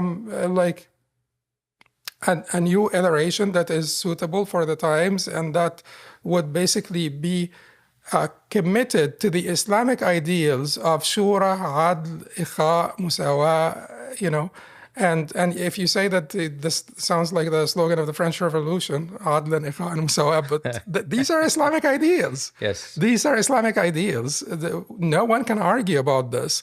No one can argue about these concepts being Islamic. So now, moving forward to like a modern conceptualization of al-Khilafah. As I said, when I growing up, I am indebted to Sheikh Abil Hassan al-Nadwi in terms of tempering my sort of zeal for the political discourse or my prioritization of the political discourse within the Islamic discourse, within the larger Islamic discourse. And I'm also indebted to, people like Abdul Razak al-Sanhuri, who had a book called فقه الخلافة وتطور فقه الخلافة وتطورها, or you could say وتطورها as well. It could work. So the fiqh of Khilafah and its development or its evolution, Sheikh Abdul Razak al-Sanhuri rahmahullah. He was not a sheikh, he was a legal scholar, or an Egyptian legal scholar. Yeah. But he was very sympathetic to the idea of Khilafah. And he wanted to figure out sort of different conceptualizations, modern conceptualizations of al-Khilafah in the form of, like his idea would be the OIC basically being effective in bringing about unity, coordination, cooperation, integration, Muslims, confederation of Muslim states. Yeah. So he was very adamant that it has to be decentralized. This idea that people in Bangladesh and people in Jakarta and Morocco, Casablanca, Timbuktu, and Bosnia can be ruled by one central government someplace in Baghdad or in Damascus. He figured that that's untenable. It's just not going to work. It will not work. You can't even cross the borders from between Morocco and Algeria. The borders are closed since 1994. On because of this. Since 1994, the borders are closed between Morocco and Algeria. So yes, that is not what we're looking forward to. But again, at the same time, we have to recognize that these are different communities with different histories, different challenges, different priorities, different cultures, different many, many, many things. So it has to be decentralized. And then we have to basically realize that unity among ourselves without having a compulsive, oppressive central government somewhere that is basically ruling over the entire Muslim world. So could the OIC be developed to where it becomes really effective in bringing about some of these objectives, some of these goals? Yes, you don't like the OIC because it is basically useless. You think it is useless. That's fine. Call it something else. But it is that idea of confederation of willing communities, each one maintains its individual. I mentioned something similar in my and then the idea of blocks also. The gunpowder empires, three gunpowder empires: the Ottomans, the Safavids, and the Mughals. These are the three gunpowder empires. Didn't they have some great accomplishments? Yes, because they were bigger blocks, more powerful. It was not one Khilafah. It was not, a singular, and certainly the Safavids, they were Shia, and then they were flanked by two Sunni empires from the right and left. But then, as bigger blocks, more powerful blocks, they were able to achieve a lot. So that conceptualization, will help us have different priorities. I don't have any problem with people who aspire to, look forward to, dream of Muslim unity, Muslim integration, Muslim cooperation, How could I? How could anyone who's, Have a a problem. Exactly. Muslim It's good. have a problem with this? So the problem that I have is people who exaggerate the priority of this, people who have a rigid understanding of what it means, people who have an unrealistic understanding of the different strategies that we can take towards achieving this goal, and people who have like an incessant fixation on it. And people who, that goes back to the issue of priorities. People who consider the ibadat that we have as basically a means to establishing the governance of God. So they have this as like an ultimate priority, which is really unfair to Islam. Allah says, الذين مكناهم في الأرض أقاموا الصلاة. Those that who, if we establish them on earth, or if we give them establish their authority on earth, they will أقاموا الصلاة. And the other ayah, Allah said, وعد الله الذين آمنوا منكم وعملوا الصالحات لا يستخلفنهم في الأرض كما استخلف الذين من قبلهم وليمكنن لهم دينهم الذي ارتضى لهم وليبدلنهم من بعد خوفهم أمنا يعبدونني لا يشركون بي شيئا. So Allah subhanahu wa ta'ala, and this ayah says it all. Allah subhanahu wa ta'ala had promised, Allah promised those of you who had faith and were righteous, that He will give them authority in the land. استخلفنهم, give them authority in the land. So it's a product of faith and righteousness. So it is a product, as Sheikh Abul Hassan, emphasizes, it a product of faith and righteousness. And eventually you'll have authority in the land. Allah will establish your deen for you. Allah will substitute security for the fear that you were afflicted by. Then the ultimate goal after this is يعبدونني لا يشركون بي شيئا, to worship me and ascribe no partners to me. So this is the beginning and the end. الذين آمنوا وعملوا الصالحات يعبدونني لا يشركون بي شيئا. In the middle, the product of their iman and amal salih will be istikhlaf, will be. Sheikh, let me pause you here for these ayat. Now, I'm going to say something that I don't necessarily agree with for the disclaimer, but this is something that certain movements, I don't like mentioning, there's certain movements that are, so there's a whole spectrum of movements, like when it comes to Islamic politics and establishing it. There are some that are on the very soft anti-Khilafah, and there are those that are very pro-Khilafah.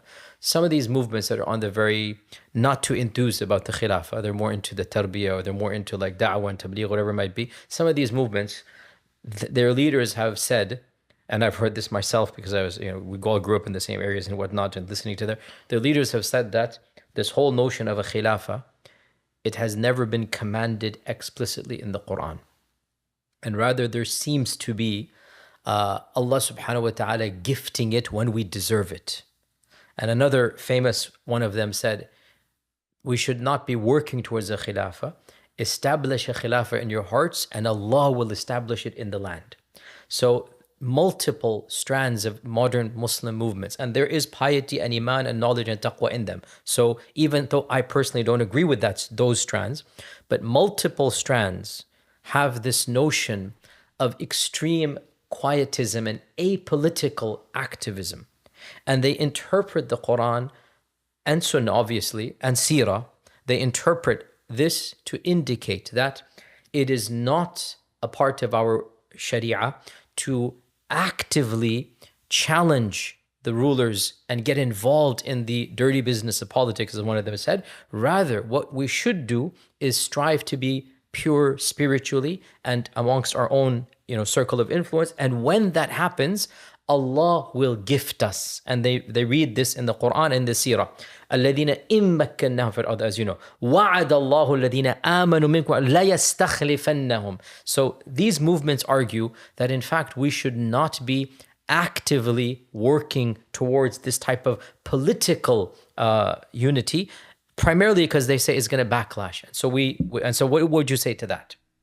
Yeah, that's important. That's why I repeated the name of Sheikh Abul Hassan Nadwi several times, because he was not basically extreme to the right or the left. without a doubt متوسط. Yeah, علام. like so he represents me in that particular area.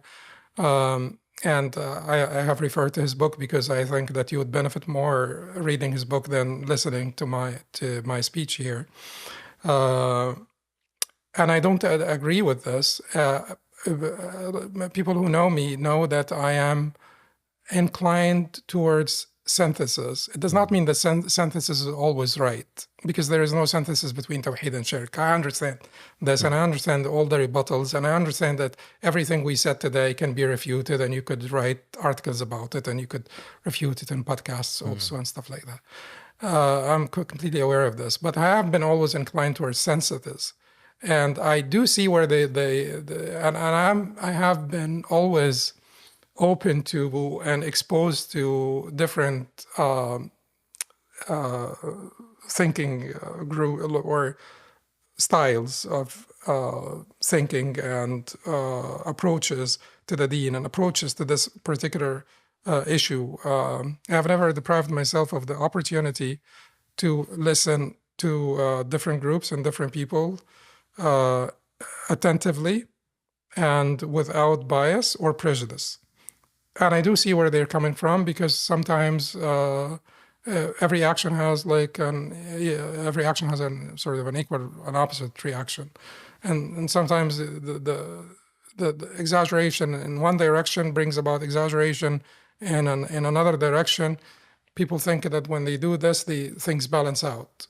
But I think that it would be best for all of us to congregate a little bit closer to the middle, closer to the al-wasat.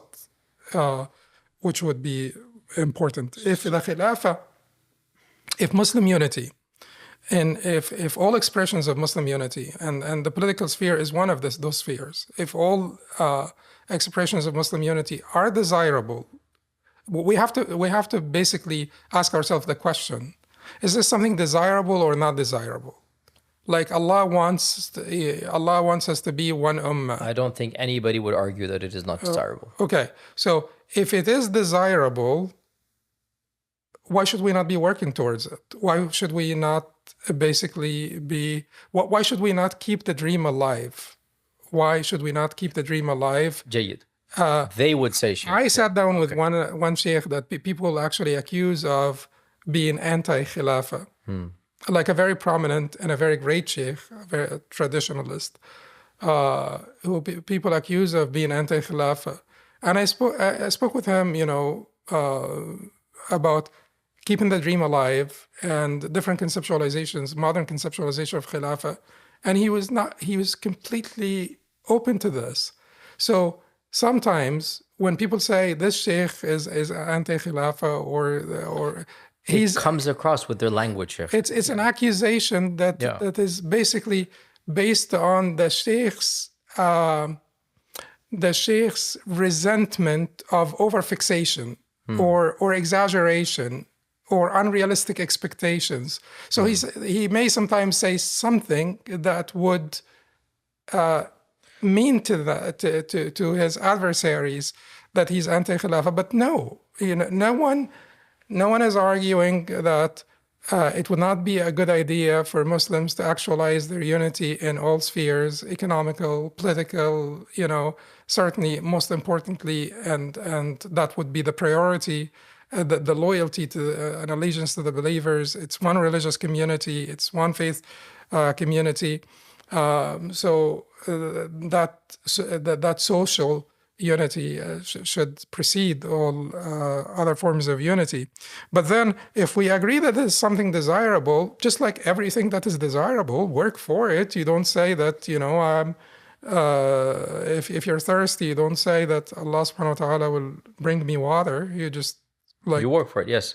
So to speak on their behalf, and again, for the record, this is not my view, because my view is very clear in the khatir. I believe it is generic fard kifaya, but it's just not on the top, 10 or 20 things in my own list of priorities. But to speak on their behalf, Sheikh, and I'm going to mention a name here because I interviewed him, and that interview did cause a backlash against him. Dr. Akram Nadwi, our respected elder and senior, I interviewed him, I think, a year and a half ago, and I asked a similar question about, Khilafah and working towards it and whatnot. And it came across to many of the viewers that he was extremely dismissive of the notion. And he said the best mechanism in our times for the Muslim to flourish is actually secularism, where the religion is not enforced. And he said, look around you. You know, the most active Muslims and the most, you know, best organizations are in Western lands that allow this freedom to do that. And look back home and you see the repression and oppression going on here. And so he actually, you know, seemed to discourage that. Now, I'm going to speak a little bit, not necessarily on his behalf to defend it, because he can do that himself. But to be clear here, and I know the Sheikh very well, it's not as if any of them are anti-Khilafah. It is that in their view, this notion of where we are to how to get to this ideal is not a possibility. The journey is not going to happen. And our attempts to undertake the journey in their minds are going to backlash on us, right? To the point of it not being conducive to our flourishing and our welfare. And so from their perspective, and this is other senior ulama, the famous one, you know, one of the leaders of the tasfiyah tarbiyah type of movement, the leader of the tasfiyah, like, don't even worry about the khilafah, establish it in your heart. Look at his own history. The guy was, with utmost love and respect, we all love him. He was jailed 3 times. He was tortured in jail, you know. He had to constantly monitor repressive regimes in his own lifetime.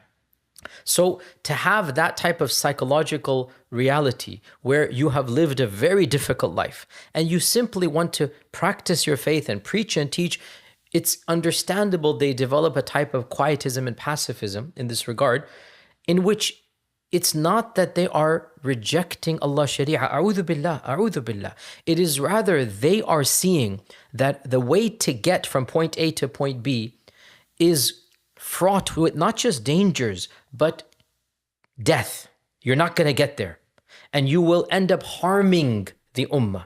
And so, from their perspective, because their priorities are the worship of Allah and tasfiyah and tarbiyah or da'wah and tabligh, whatever it might be, from their priorities, it doesn't make sense to jeopardize that which is more important for that which is lesser important.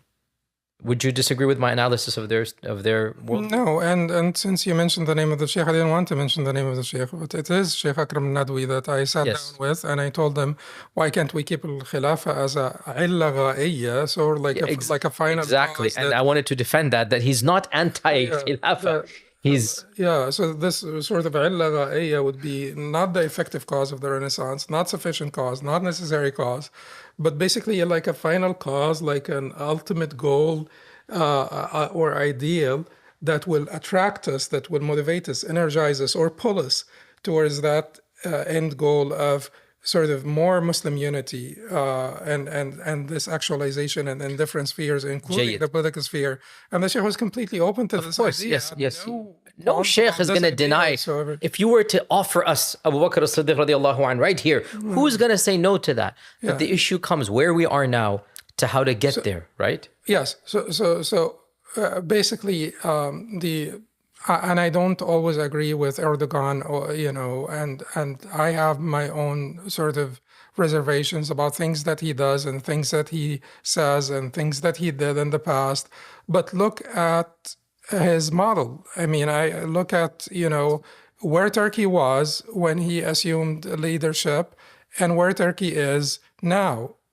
Do you see improvement? Do you see improvement on the religious front? Do you see improvement on the economical front? Do you see improvement on the political front? Yes, I understand that people are very upset with Turkey now because of letting down the people in Gaza. And I'm not... it's not a defense. This is not, so I'm not... But at the end of the day, just point A and point B, where Turkey was when he assumed leadership, where Turkey is now. Do you see improvement? Do you see similar improvement in other places? I don't. Like, you know, Malaysia had like some degree of improvement under Mahathir, a great deal of improvement. You know, I pray for their success. I pray for their progress. But I have not seen anything in modern times that comes close to this Erdoganite. Exactly. And when you say this, model. The idealists always point out that long list of negatives, which are true. and I Well, can't true. defend that. Yes. But compare that to others out there is all that we're saying. Exactly. So I think that's what Sheikh Akram Nadawi is trying to say is like, make this a model towards like improvement, the betterment of the Muslim condition in different countries, like, and start at the local level. It has to be local. You'll have to prioritize, the local community, because how do you get to al Khilafah? How do you get there? You want people that are willing. What you're trying to do is like this idea of marching the troops is not going to work. That this idea of basically shaming people into it is not going to work. Like you have countries that have per capita GDP of $130,000. You have countries that have per capita GDP of $1,500. How do you convince those people who have a per capita GDP of $130,000 to share their money with those who have a per capita GDP of $1,500? Like, how do you convince Qatar to come into a union with Egypt, for instance, and share their money with the 100 million people in Egypt?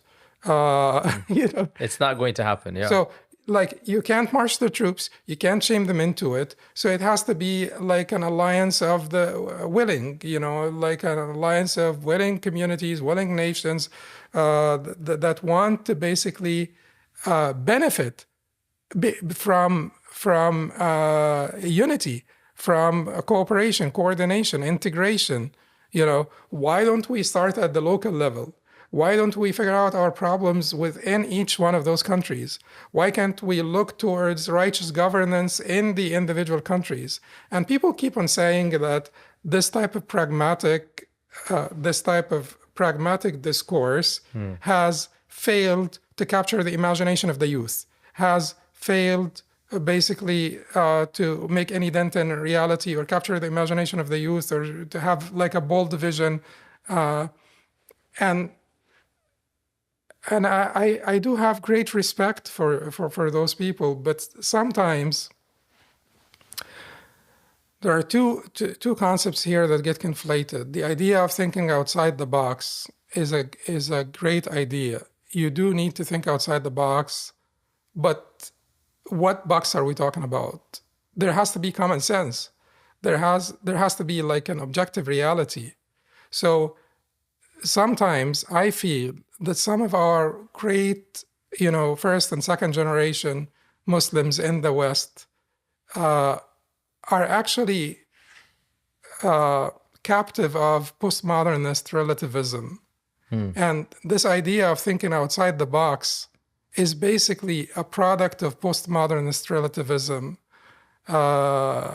more than it is like a bold vision or... Can you elaborate on that, Sheikh? Okay, by an example, what do you mean?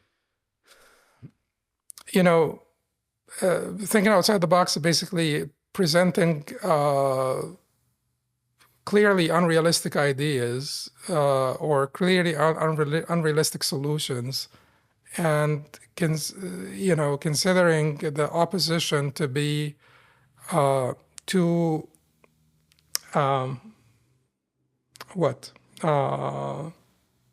unable to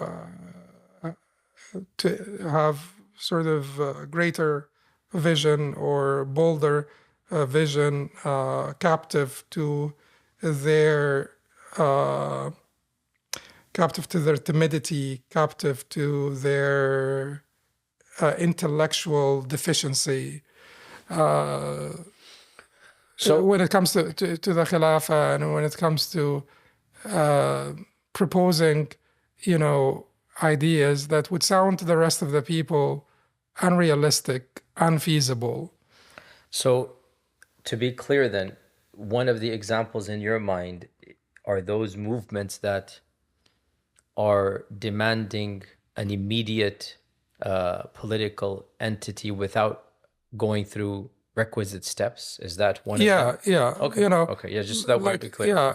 So basically, Okay. So, Sheikh, let's get now a bit more, again, specific now. And again, excuse me for my bluntness, but this needs to be, we need to speak very specifically about these realities. We're well aware that the Khilafah, the Ottoman Caliphate, despite its ups and downs of our history, at least we had something, but the Ottoman Caliphate came to an end literally 100 years ago, a month ago.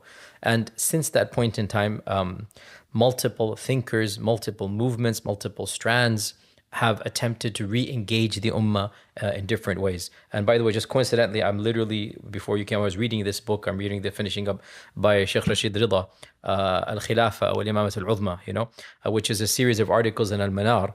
That he was one of the very active people. Yes. And so he began writing, there's like, 15 articles? So the first article was written when the Khilafah was on its downfall. And the last article is written and the Khilafah is gone. And so it's 100 years ago, literally. So I'm just reading this now to get over it. It's just, I personally resonate a lot with Imam Sheikh Rashid Rida in many aspects, including this one.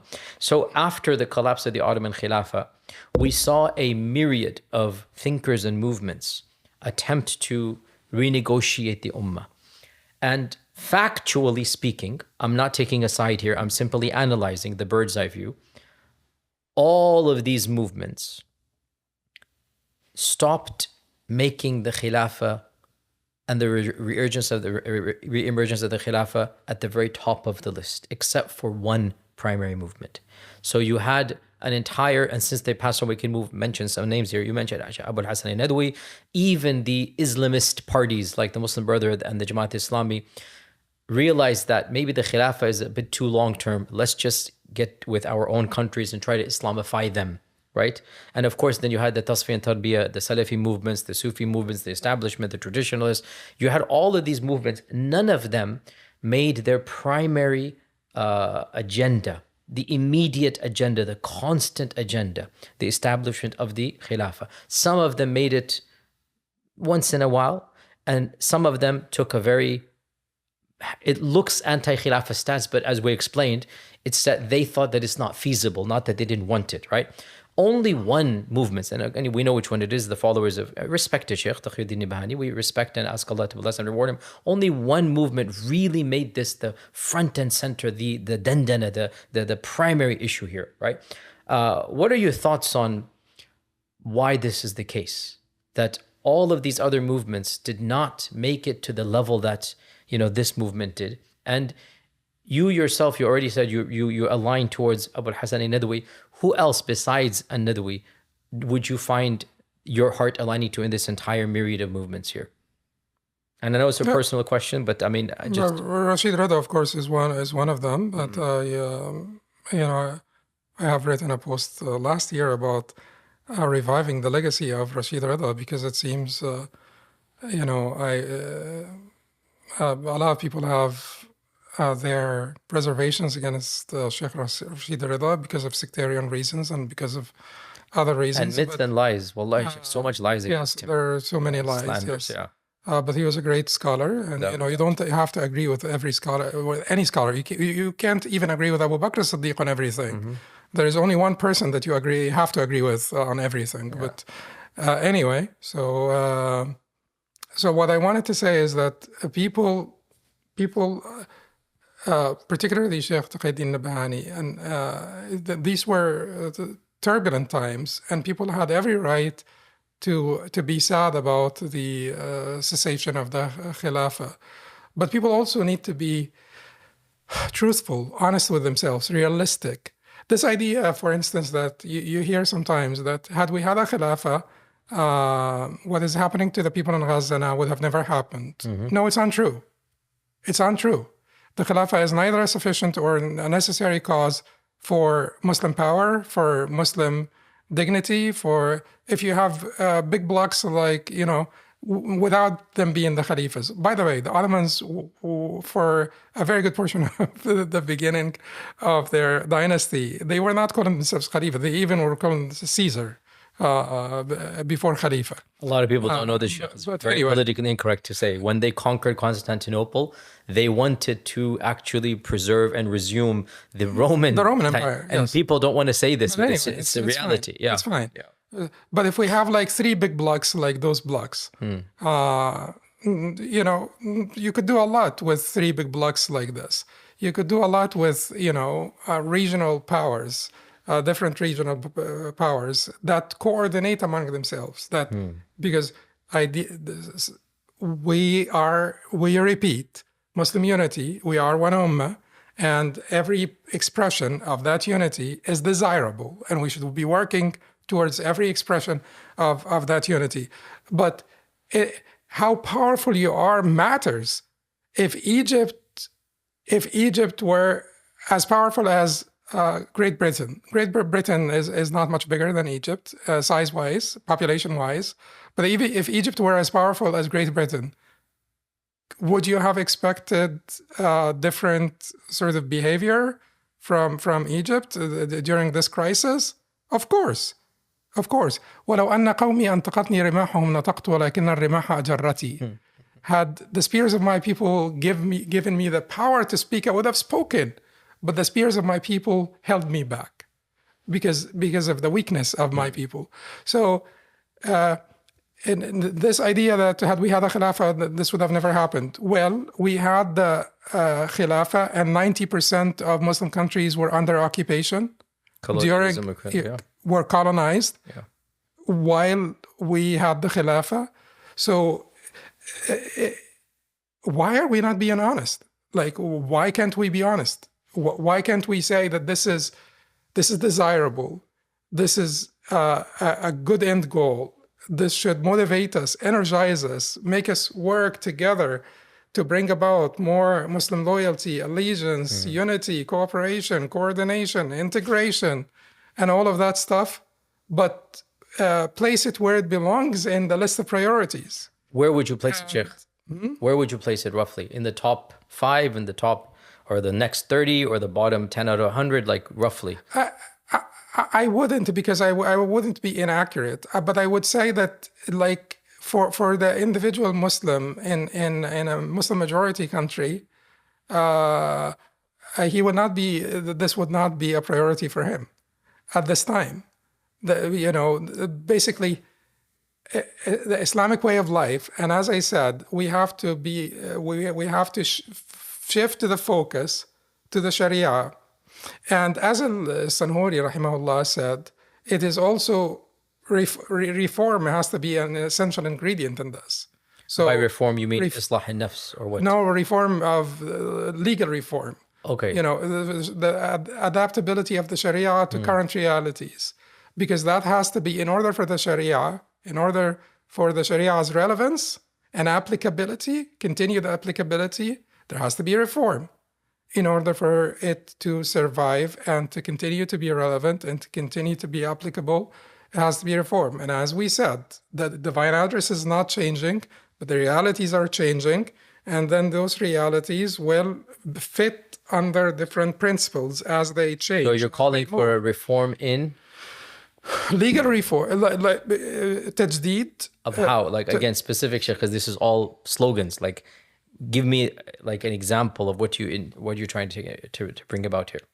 Okay, so when I give you like, so if you say that the Sharia, for instance, says that the longest duration of pregnancy is 4 years or 2 years or 7 years, no one will believe that. If you say, like, so there are many opinions, Sheikh, that are mentioned in the books of fiqh that war. The word war. Should the default in a relationship be war or peace? The war itself, are we talking about the same thing? Are we talking about, a couple of thousand people sparring in a battlefield? We're talking about nuclear and chemical weapons. Yeah. So should this make a difference? Should this make the war even a remoter last resort? For us, so you're calling for a re-understanding and rethinking through specific juz'iyat of fiqh, specific minutia. Yeah, of course, this is something I've been saying for many, many years. Obviously, the critics, they lose track of what you're trying to say. The accusation becomes you are a reformer, a reformist. You are making the Hatem al-Sharia and whatnot. Absolutely not. The Sharia is the exactly objectives of Sharia the principles of Sharia are fixed, but we're talking about the different realities that will fit under different principles. And that's exactly what Imam Shatibi said, that these realities, they don't change the Sharia, but they meet different principles, or they deserve to have different principles applied to them. But the Sharia then will be at the heart of the Islamic way of life. Of course, devotion to God is the utmost priority. No one would argue about this. But when it comes to organizing our Islamic way of life at the local level, the Sharia will be the central pillar, and it is a moderate, in the sense, a true sense of wasati, moderate, not in basically the so-called modernist sense of moderate or wasati. In the true sense of moderate and wasati, tajdeed by qualified scholars, to keep the Sharia relevant, to keep the Sharia applicable, and to organize our communities around the Sharia being the backbone. We start there, and then when we have improved realities at the local level in different countries, those countries would realize the benefit in the importance of and the benefit in coming together. We should not succumb to pressure, by people whether they are adversaries or whether they are just like non-Muslims looking at the concept of al-Khilafah. They have their own sort of conceptualization of the Khilafah, and they're opposed to it. Well, Europe is trying to come together. Europe has tried to come together for decades now. And the sentiment that many Europeans have against the Turkish membership in Europe is based on religious exactly, the Islamophobia reasons. Yeah. So why should Muslims not aspire to towards unity? Why should Muslims be denied the right to aspire towards greater unity among themselves? So, but this will have to come after we make some progress at the local level in our countries. We need to have righteous governance, because this righteous governance, if you have representative governance, if you have representative leadership, they will prioritize the benefits of the ummah, or the benefit of the ummah, over their personal benefit. And then in this case, larger unity, bigger blocks, just Morocco and Algeria and Tunisia coming together. They can have Libya as well. We can have Sudan, so it doesn't matter. Your Egyptian asabiyas. Just kidding. No. But I'm trying to say you have like bigger blocks that will realize the benefits of coming together, like bigger markets, like economic integration. Who would not realize? But we need to have representative governments that will realize the benefits of coming together, and eventually, working gradually towards greater unity among the ummah. So, Sheikh, mashallah, we've been speaking for a long time. Let's kind of wind down, but we still have a few topics, but let's wind down, inshallah, in this regard.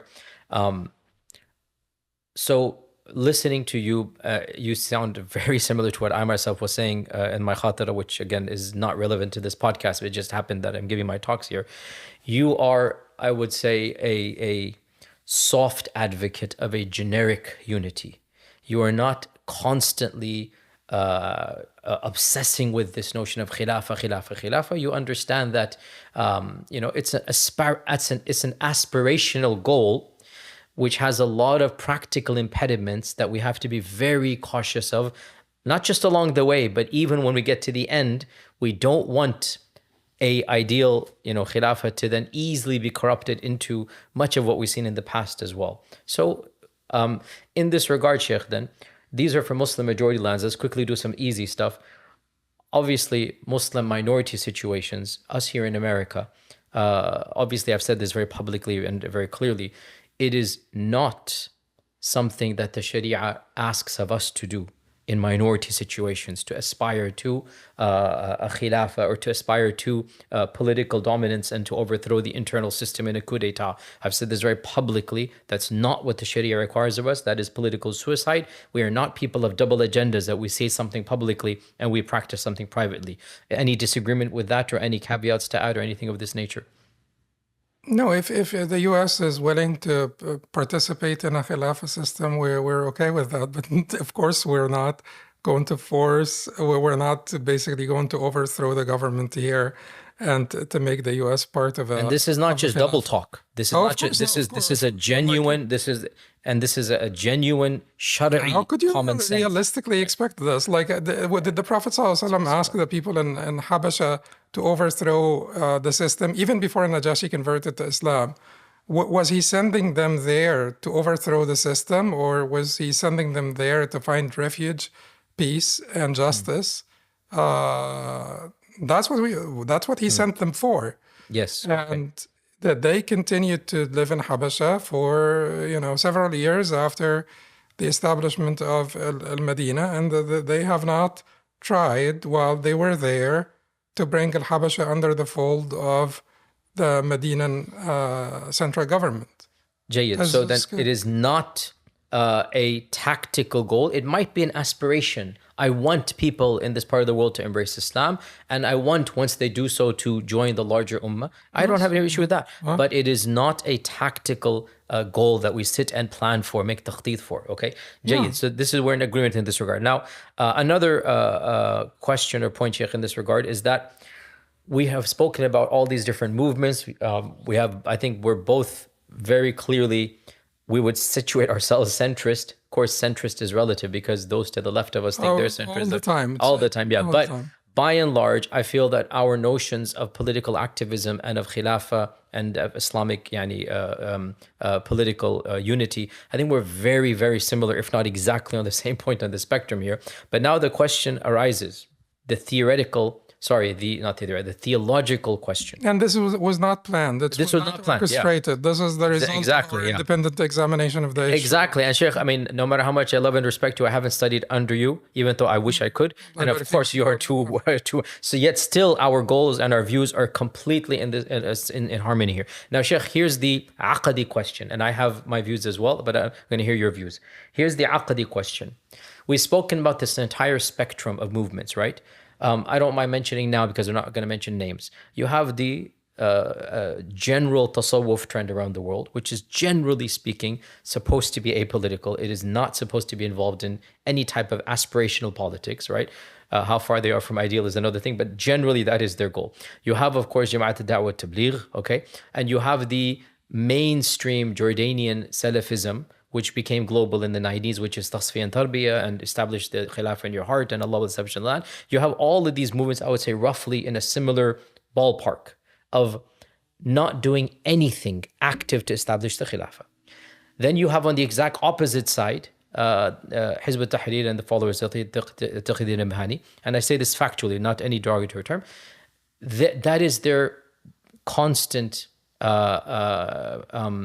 I don't want to use that term. There's their constant bringing up of this notion, number one on the list, and it is as if this is the ultimate priority for them. Then you have the Brotherhood and the Jamaat Islami, and we both have associations with them. For the record, I was born into such a family. My parents were very active in Jamaat and what Maududi's party. So I grew up with that type of activism. So you have that group, and then you have, political Salafism and others in this. So you have an entire spectrum here, Sheikh. The question, the aqadi question is as follows. Where does one draw the line of Islamic orthodoxy in this entire gamut of apolitical versus the Khilafah is awjab al-wajibat, right? Where, in your humble opinion, is the line of Sunni orthodoxy, such that if you go beyond it, you become mubtadi'? And what is the line of kufr, such that you go beyond it, you are a kafir? So this spectrum, I want to hear from you. And I have my views, I'll follow you up. But again, this guide is completely unscripted. I have no clue what this sheikh is going to say. So let's hear this, and then you can hear my views. We can go back and forth. Well, this takes us back to the issue of al-Khilafah being a theological issue or a legal issue. Is it like part of the Aqidah or part of fiqh, part of law or part of creed? And in all honesty, it will be problematized. What I will say, whatever I may say here, it will be problematized because of certain hadith and because of certain positions of the scholars or even scholarly practice. We have a hadith, for instance, like من مات وليس في عنقه بيعة مات ميتة جاهلية. Whoever dies without having pledged allegiance to an imam, he will die in a state of jahiliyyah. So it gives you, it makes some people think that this may actually be a matter of creed. But is this talking about the Khilafah, or is just simply talking about order versus anarchy? Is it talking about, like shedding the Muslim blood and violating the rights of people and being like not joining civilization, not coming together and creating a community of law and order? I think that this is basically a condemnation of anarchy, a condemnation of rebellion and anarchy. It is not pointing to a single political entity, no matter how desirable that may be. So, but then it will also be problematized by the practice of Muslim scholars who included, in their Aqidah books, discussions about the Khilafah and discussions about the Imamah. But from a Sunni perspective, I would say that it belongs to law not creed. Excellent point. So, to reiterate, the establishment of a Khilafah is more of a Shari'i, meaning a fiqhi issue, than it is an Aqidah one. Yes, but why did they include it in Aqidah books? Because the Khilafah issue, the Imamah issue, to us was the Trinity to Christians, or the nature of God to Christians. We did not disagree over the nature of God, but this ummah split up over the Imamah from the beginning. From the very beginning. Kharigism. So the different denominations, that was a defining issue for the breakup between the different sects of this ummah. Therefore, it's like when they include al-masah al-jawrabain or masah al-khuffain, wiping over the leather socks in their Aqidah books, because it is a defining issue, and they want to basically include in the Aqidah books that which sorts us out from, or separates us, distinguishes us from other sects. But is it really an Aqidah issue? No, it is not an Aqidah issue. I don't believe that it is an Aqidah issue. It's a legal issue that should be has been discussed in the fiqh tradition. The one thing that borders on an Aqidah issue is the issue of order versus anarchy. Jayyid. Sheikh, I'm gonna reiterate what I said earlier. It appears to me these ahadith and the concept of them not bearing the Prophet until they had established the law khilafah. It appears to me you're understanding this more as a system of governance that prevents anarchy. Hence, when those movements come along and say, how can you not prioritize the khilafah? And you're saying, well, it's not the top priorities, as you have said. I said it's not top 10 and 20. How can you not prioritize when? And then they'll quote you all of these quotations, and they'll quote you the burial of the Prophet. And they had your response, and also my response is, you are mixing apples and oranges. You're using all of these evidences for something that we're not talking about, right? And that is that, of course, after the death of the Prophet, they needed a leader, or else there would be complete chaos and anarchy, right? We have a semblance of, we're not saying we have a khilafah, a'udhu billah, none of these countries are. We're not saying we have ahkam sharia being applied, but we're saying much of the goals that, because of which Imam Ibn Taymiyyah and Al-Qurtubi and Al-Shatibi and others said what they said, and the reason why they were so eager to have a leader is that the absence of it leads to complete chaos and civil war. And so we have now infrastructures in place that mitigate that overall notion that is derived from this hadith, even though what is derived from the hadith is not exactly what we're seeing around us, if that makes sense here. Of course. And so let us work on improving, incremental improvement of the systems that we have. And I understand that people have grievances against the concept of nation state, and they would consider anyone who surrenders to the reality as of a defeatist, nation state or worse, as a defeatist.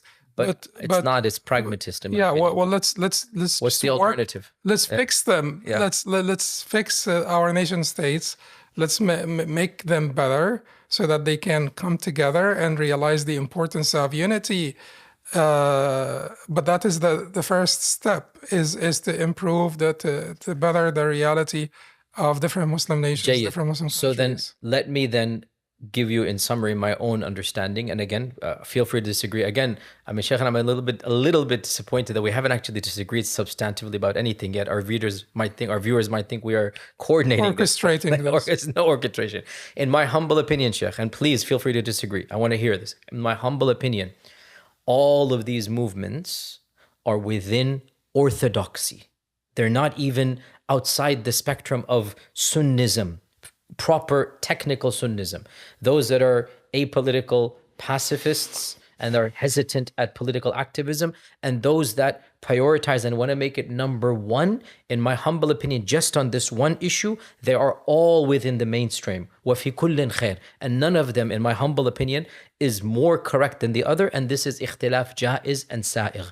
When would it become bid'ah? It would become bid'ah when you narrow down the spectrum and you claim only your segment is the orthodox way, and those who oppose you are now theologically deviant. By you making them deviants, you have in effect made yourself Ahl al-Bid'ah by prioritizing or by making something which, as I said, I don't mind the movement that prioritizes Khilafah. I don't even think that issue of them makes them misguided. I think they're a bit wrong.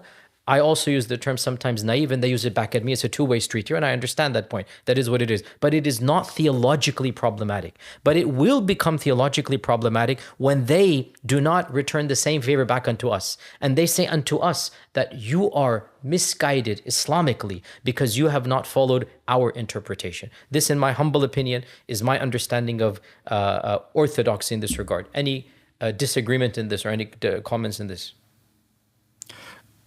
No, I think that I would just rephrase some things. Like you said that none of them is more correct than the other. That would be like an issue that I like a statement that I would rephrase, because you said that you believe that a particular group is wrong.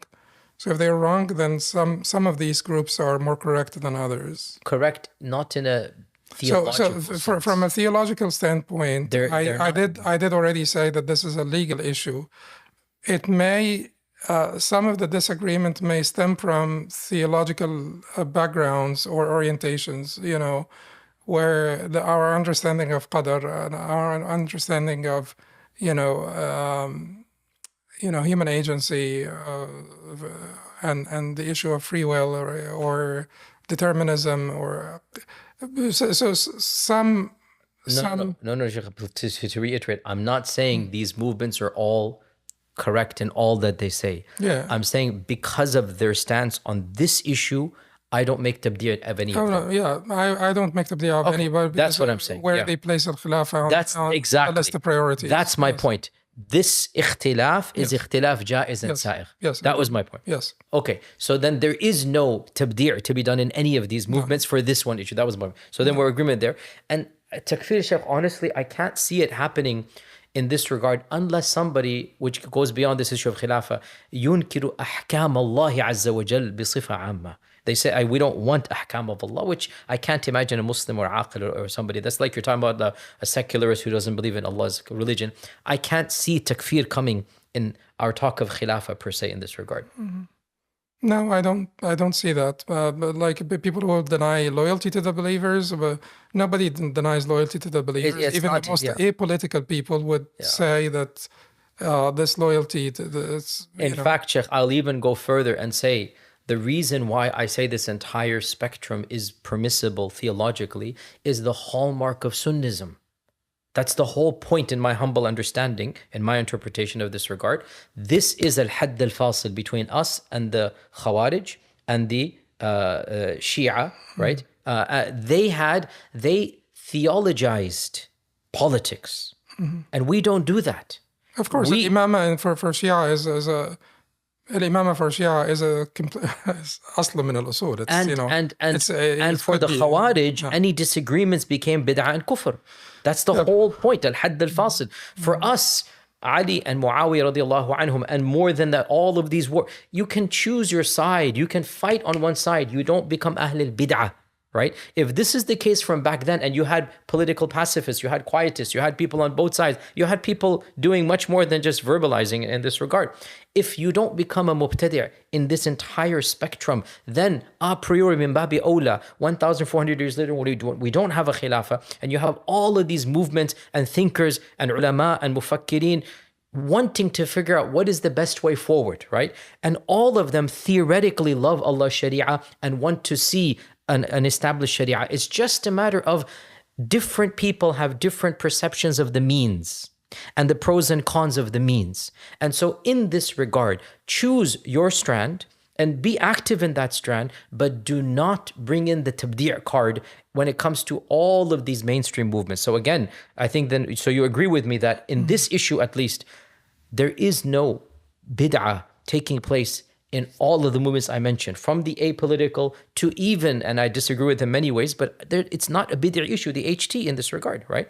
And the priority of the Brotherhood and the Islamist parties or whatnot, it's not even the Khilafah anymore.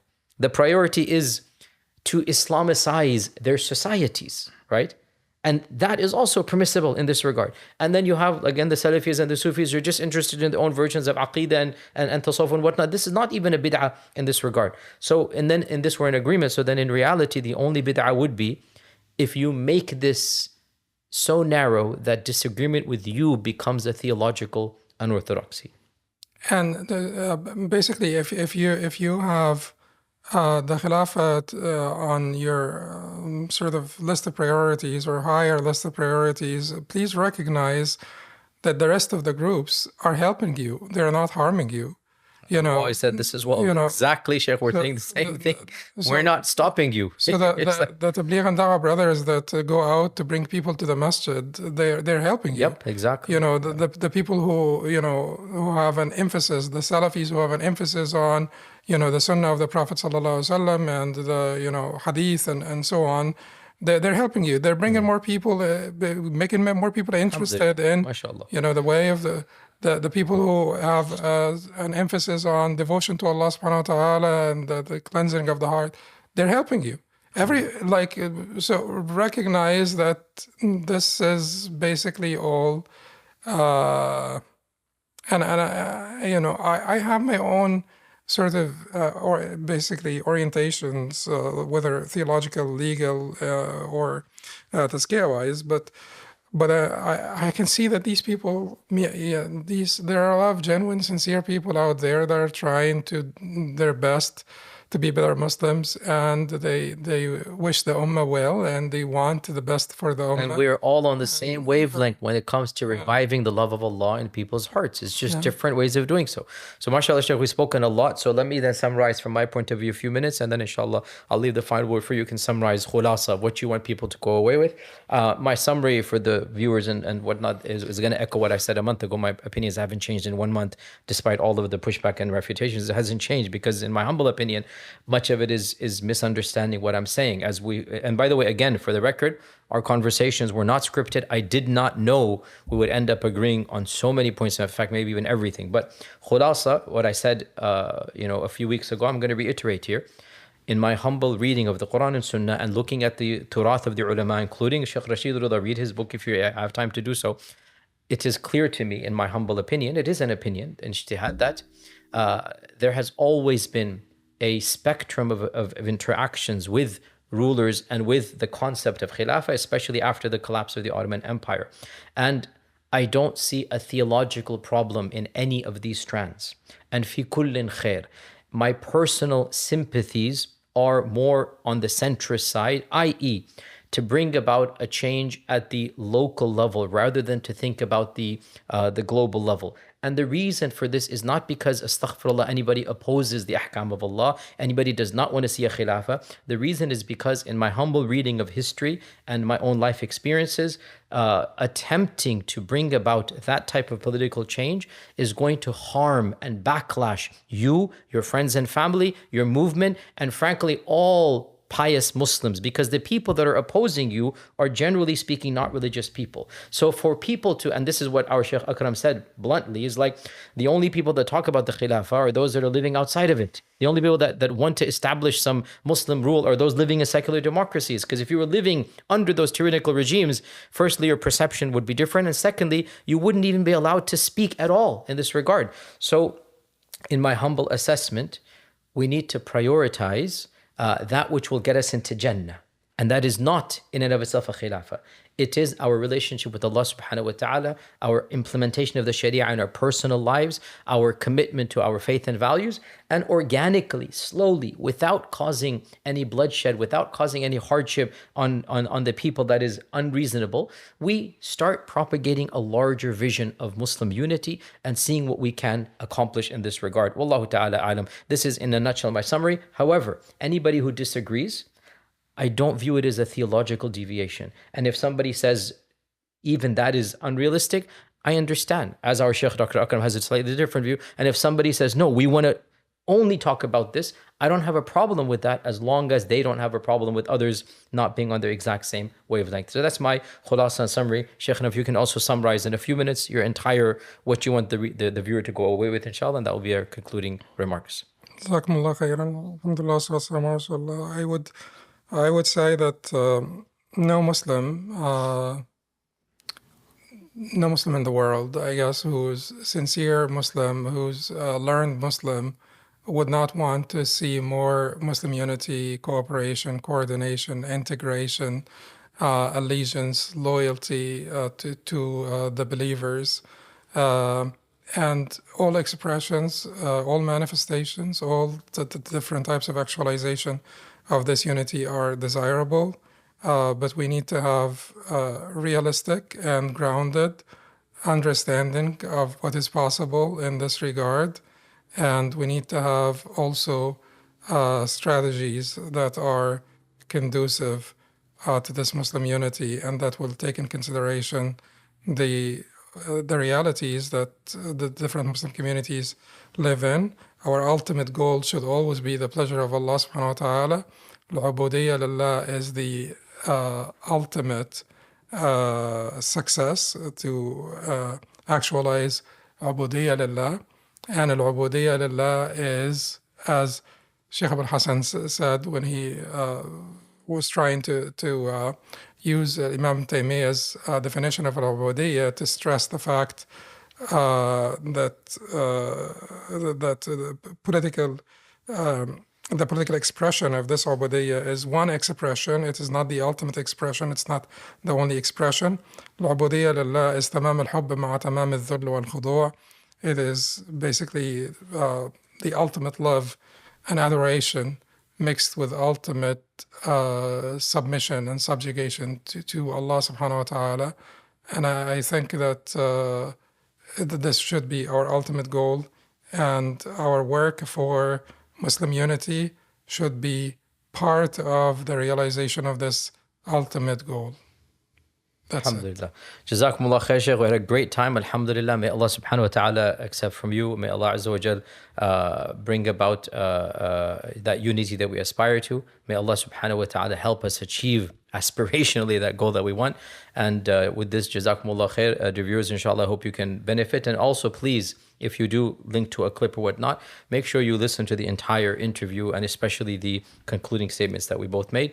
And with this, until next time, we have another conversation. We do have another conversation planned, inshallah. Until next time, Jazakumullah khair. Assalamu alaikum wa rahmatullahi wa barakatuh.